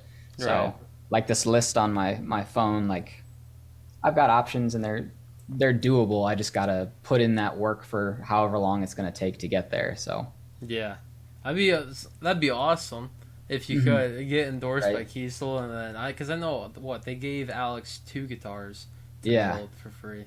And he's like, that was crazy. Because it's like a lot of I think I talked to the home team and they had some endorsements. They're like, well, they usually just do like artist pricing.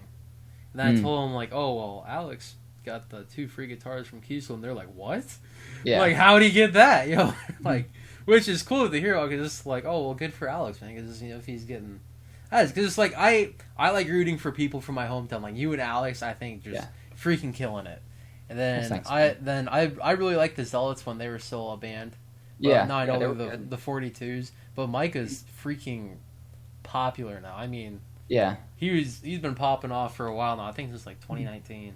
He even got a song in Rocket League actually. yeah, I saw that. Yeah, Yeah, that was crazy. yeah, he's Because getting some pretty big features on like EDM tracks and stuff like that, yeah, which is like, I mean, whatever route you take, like that's killer. yeah. I was kind of sad when they kind of like dispersed and did their own thing. Just because Yeah, like I really like the Zealots. I thought Micah had such a killer rock voice. Just yeah, freaking killed it. Like the whole "Only Rocks Live Forever" album.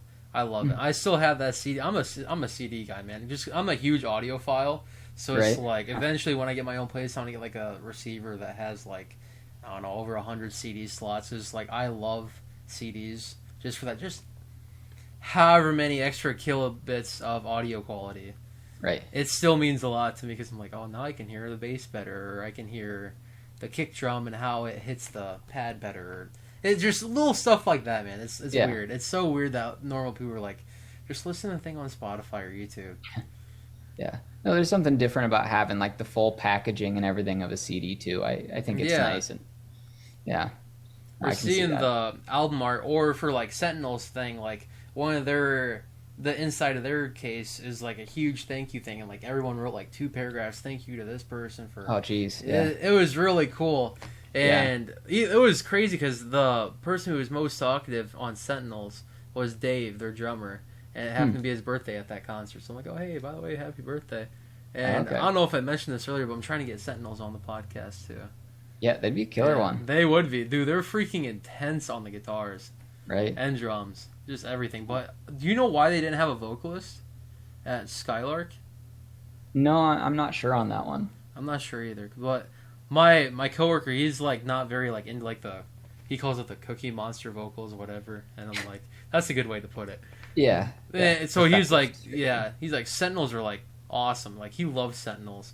But I remember on Alex's episode we were talking a little bit about mixing like EDM or hip hop with metal. And he's like, yeah, Yeah. well, Within Destruction kind of does that off their 2020 album, and I went back and listened to it. I'm like, that's tight. Like, Yeah. they have some tight integrations of different genres in that album. So I Yeah. thought that was neat. I wish I could have talked to him a little bit more because like Within Destruction would be an awesome podcast guest, especially they would Howie, be their too. guitarist. That's why he's playing 8 strings or something. Oh, okay. Yeah, but no, I was trying to get Travis on too, the vocalist for Enterprise Earth. Okay. He hasn't Yeah. gave me an answer. He hasn't really replied to me, so I'm just like, it might need some carving out yet. Might have to Yeah. keep asking like, hey man, because like I'm not scared of being told no. I just Yeah.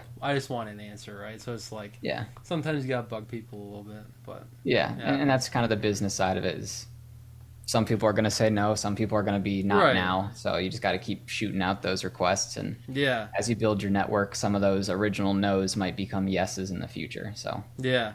Well, because like there was a local comedian that was actually a teacher for Davenport Community High Schools, right?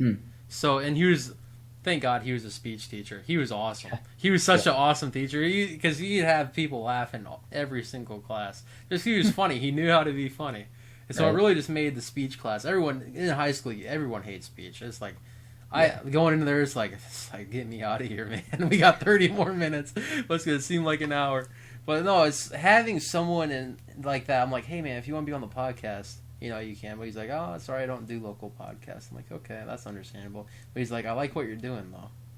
So Okay. it was nice to hear that at least. yeah. He's like, keep going for it.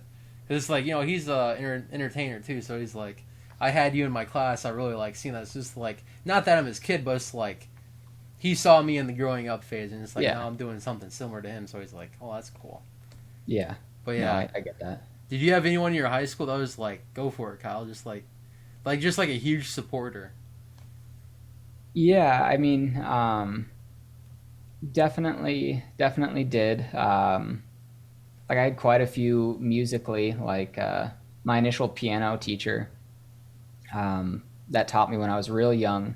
It was also like one of my best friends growing up, his mom. And I quit taking piano lessons for a number of years. And then when I no longer had it being pushed on me, I kind of dabbled back into it and found an enjoyment and appreciation for piano. And I actually asked her to teach me some more lessons again after I'd maybe taken a couple years off. And so she was a pretty big support in kind of a general sense, not specific to music. In high school, I had a wrestling coach that just really kind of pushed me and saw something in me, saw potential, like as a wrestler and just kind of as a human. So those are kind of the first two that come to mind, but I'm really quite lucky and privileged that I've had a lot of great supports throughout my life. So it's hard to narrow it down because I could probably run off a list of 30, 40 if I was to spend enough time thinking back on it. Yeah, the flirty 40. I like that term. I might have to steal that one. That's awesome. No, well, it's nice to have people that do support you because it's like, at least in my high school, I had an awesome teacher. I'm not going to disclose his name since he's a government worker now. Sure. But shout out to my cybersecurity teacher in high school because he's like, hey, by the way, here's some financial tips in life. He's like, when you're 18, open up a Roth IRA, start putting money into that. So he's like, he even showed me like him and his wife's Roth IRA, like the exact numbers and like a projected chart for it. So that was really cool. He's like, this is exactly how it works. Yeah. And fortunately enough, my parents had a financial advisor through Principal. So it's like I already had kind of that connection. I could go to the guy and be like, hey, I want to open up this kind of, can you like give me some pointers on how to open it? Should I do low risk, medium risk, high risk? And it's awesome because right when I was 18, I knew a lot about Roth IRAs. I could tell all my friends about, be like, hey, I suggest doing this. But it's like people get kind of like weird when you tell them what to do with money. It's like, I totally get it. I totally understand it because it's a touchy subject. It's pretty controversial. It's like, oh well, I'm trying to live every day like it's my last. It's like, hey, good for those people, man. Party your days, man. I don't care.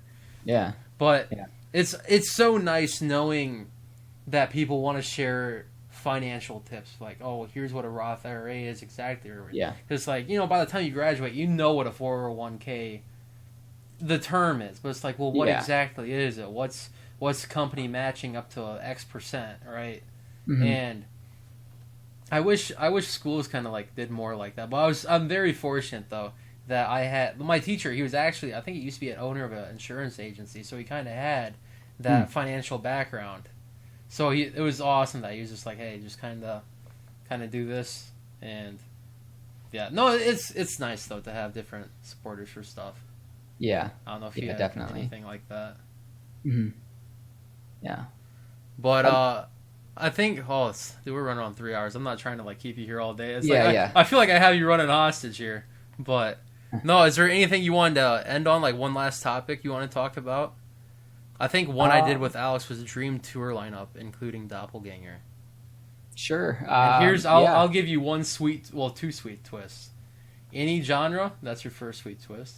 Dead or alive. Oh, okay. So that expands it quite a bit. Oh yeah. Anyone in the history of music, man. Okay, so can this be like a festival where I've got 6 artists, or can it be, am I keeping it to like a... I'm saying, what would make you, Kyle, the happiest person ever? So if we're going dead or alive, I think just for sake of artists I never got to see that I think would be amazing to see, like Biggie Smalls and Michael Jackson would be like, obviously, hell yeah, like those would be amazing artists to see. I don't know that we'd fit a bill with them, but that'd be cool. And then if I'm to take current artists, my answer here would depend. It would change if you asked me a month from now, a couple months before. But some of the artists I'm currently listening to, I'm really big on Sleep Token. I don't know if you've heard them much, but I've been really, really digging their stuff recently. And Dayseeker, I really like. Dayseeker's a good one. Yeah. So I mean, that'd be a weird bill, but it'd be a weird bill. But it's like my whole thing is, and I think I was talking to this about Alex, and I think Artifice too. Artifice was episode 2. Like, I wish there was more multi-genre concerts out there, because it's like, just because you don't typically listen to this, it's like This like if like let's say you have a headliner and you're like, oh, I really like what this person is doing. I want to hang out with them, and then it can just kind of be a whatever lineup. Yeah. You know, it doesn't always have to be strictly deathcore or strictly country or. Well, Right. I mean, I don't think country people would like deathcore as an opener and supporting No. a band, nor country at a deathcore concert. But it's like, you know, you could find ways to bring you could bring like if XXXTentacion was still alive, you could bring them to a deathcore concert and have them be a Yeah. vocalist or Scarlord or something like that. Yeah. That'd be really interesting. Or like you said, Michael Jackson. You know, Alex could play the Eddie Van Halen Beat It solo, and you could just do the supporting bass. Right. That'd be a concert, dude. Yeah, that would be. That would be one to see. That would be really. That'd probably be like your story of a lifetime. Right. Like, I gotta play with him on stage. That'd be killer. Yeah, that'd be one I'm telling in the nursing home, and they're just like, "All right, let's get you some more meds." Like, whatever you say, Grandpa. Yeah, that or they're like, "All right, we heard that the 80th time today." Yeah, it's old and senile. Yeah, but it's like, no, that'd be killer. But Right. so, what would you say, like, if you just had to choose one band to play with on stage, who would you want to play with? Current bands. Anyone you're listening to now, dead or alive. Like, I know you kind of had a plethora of different bands dead or alive, but if you had to just pick one, what's taking the cake with you? I mean, honestly, right now, for alive, I would go probably Sleep Token. Like, I don't know what it is about where maybe I'm at in my life, and I kind of go through cycles of like, sometimes I'll listen to like a lot of really heavy stuff. Sometimes I move around a little bit. Right, is what I listen to. And for the last probably 4 or 5 months, like Sleep Token's been probably one of my go-tos. I don't know what it is about them. I think technically they're new metal, but like they got some heavy stuff in there. They got a lot of soft in there too, and that's just kind of what I've been listening to a lot recently. So if we ever got on a bill with them, that would be awesome. That would be killer. I haven't If we listened could to them in a long get time. guest vocals, I think he goes by Vessel or something like that. Whatever the vocalist. Yeah, because they have kind of like a Slipknot thing going on where they all wear masks and stuff. So it's like, I don't know if it'd be feasible to get that vocalist, but hey, if he wants to collab on a song, he'd be a cool guest vocals. Get him and Toastin on the same song. That'd be killer. Yeah, I'd right? love as Animals Leaders had any vocalists on their stuff. I can't name Not anything that off I'm the top of aware my of. head. No, I don't even know if they do any collaborations. no, I'm not aware of any if they have. Yeah. You wanna know who'd be sick to write a song with if he was still alive? Jimi Who? Hendrix. Yeah, That would be. Yeah. I just love his groove, man. yeah, right. Like Foxy Lady, that is such an awesome groove. It's Yeah. so simple to play, but once you got it, it's like I don't want to stop playing that little. Yeah. Yeah. No, I'm a big fan of simple and catchy. Like some of my favorite riffs to play are just ones that are like a little easier. That it's just your hand falls into the pocket and you're not having a hard time. You're not stressing. You're just having fun. So yeah. I feel like Alex needs to learn that a little bit so I can play Doppelganger stuff. Oh yeah, Just like I can't play his stuff. Yeah. Maybe I I'm need to pick pushing up him that way bass a and little learn bit. your stuff. Yeah. Let's pick Yeah. up bass and learn your stuff. I'm like, hey, I play Doppelganger.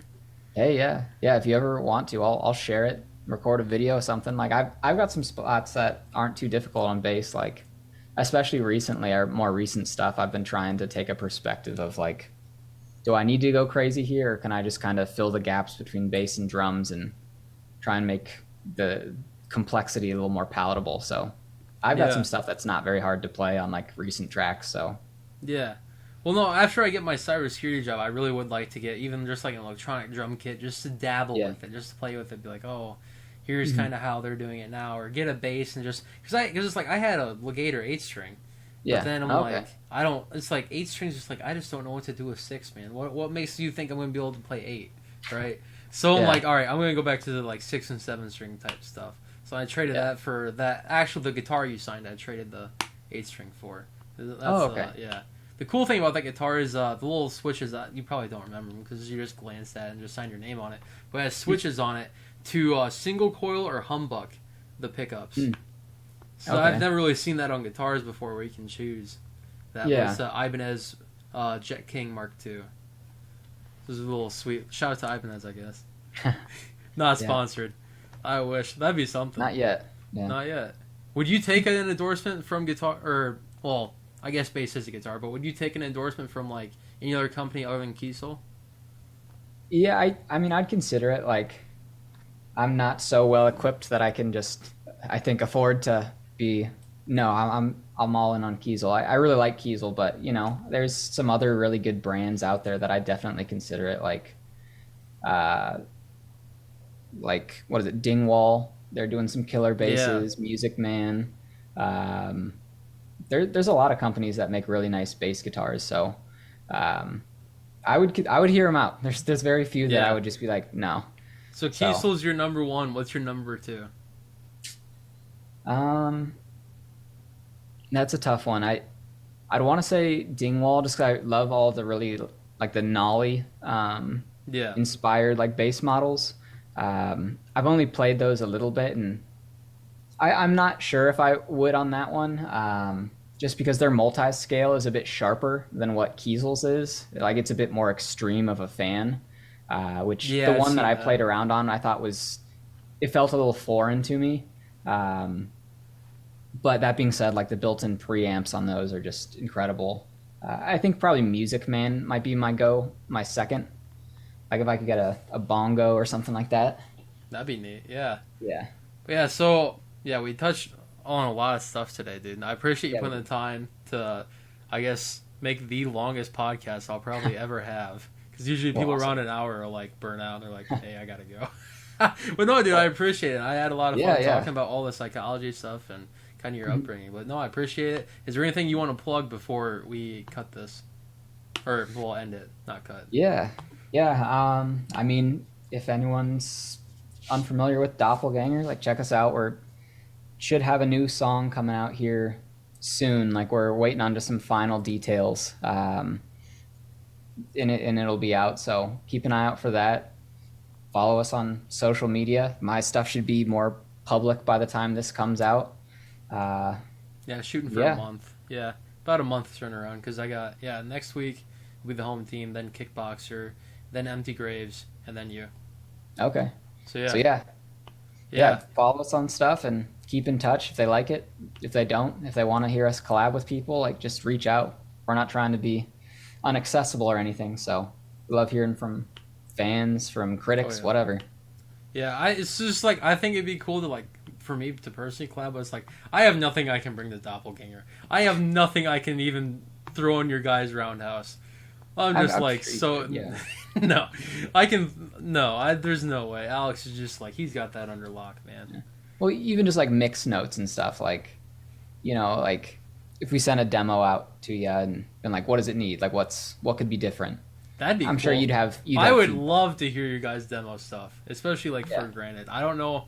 That'd all be like classified stuff that would not get out on that. But if you guys want to, if you guys trust me with it, I'd love to hear it.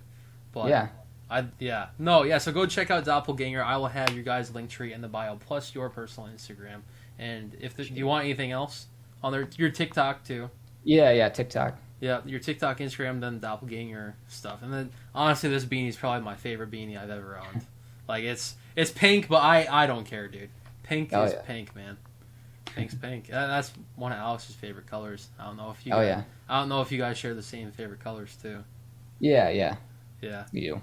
Yeah, that's cool, dude. But yeah, I appreciate you being on. Yeah, so go check out Doppelganger, and everything is linked in the bio below. And thank you, Kyle, for being on. Yeah, I appreciate it. Thanks for having me. Yeah, absolutely. It's been an awesome episode. 3 hours and 11 minutes has been recording. Yeah. All right. Peace out, guys.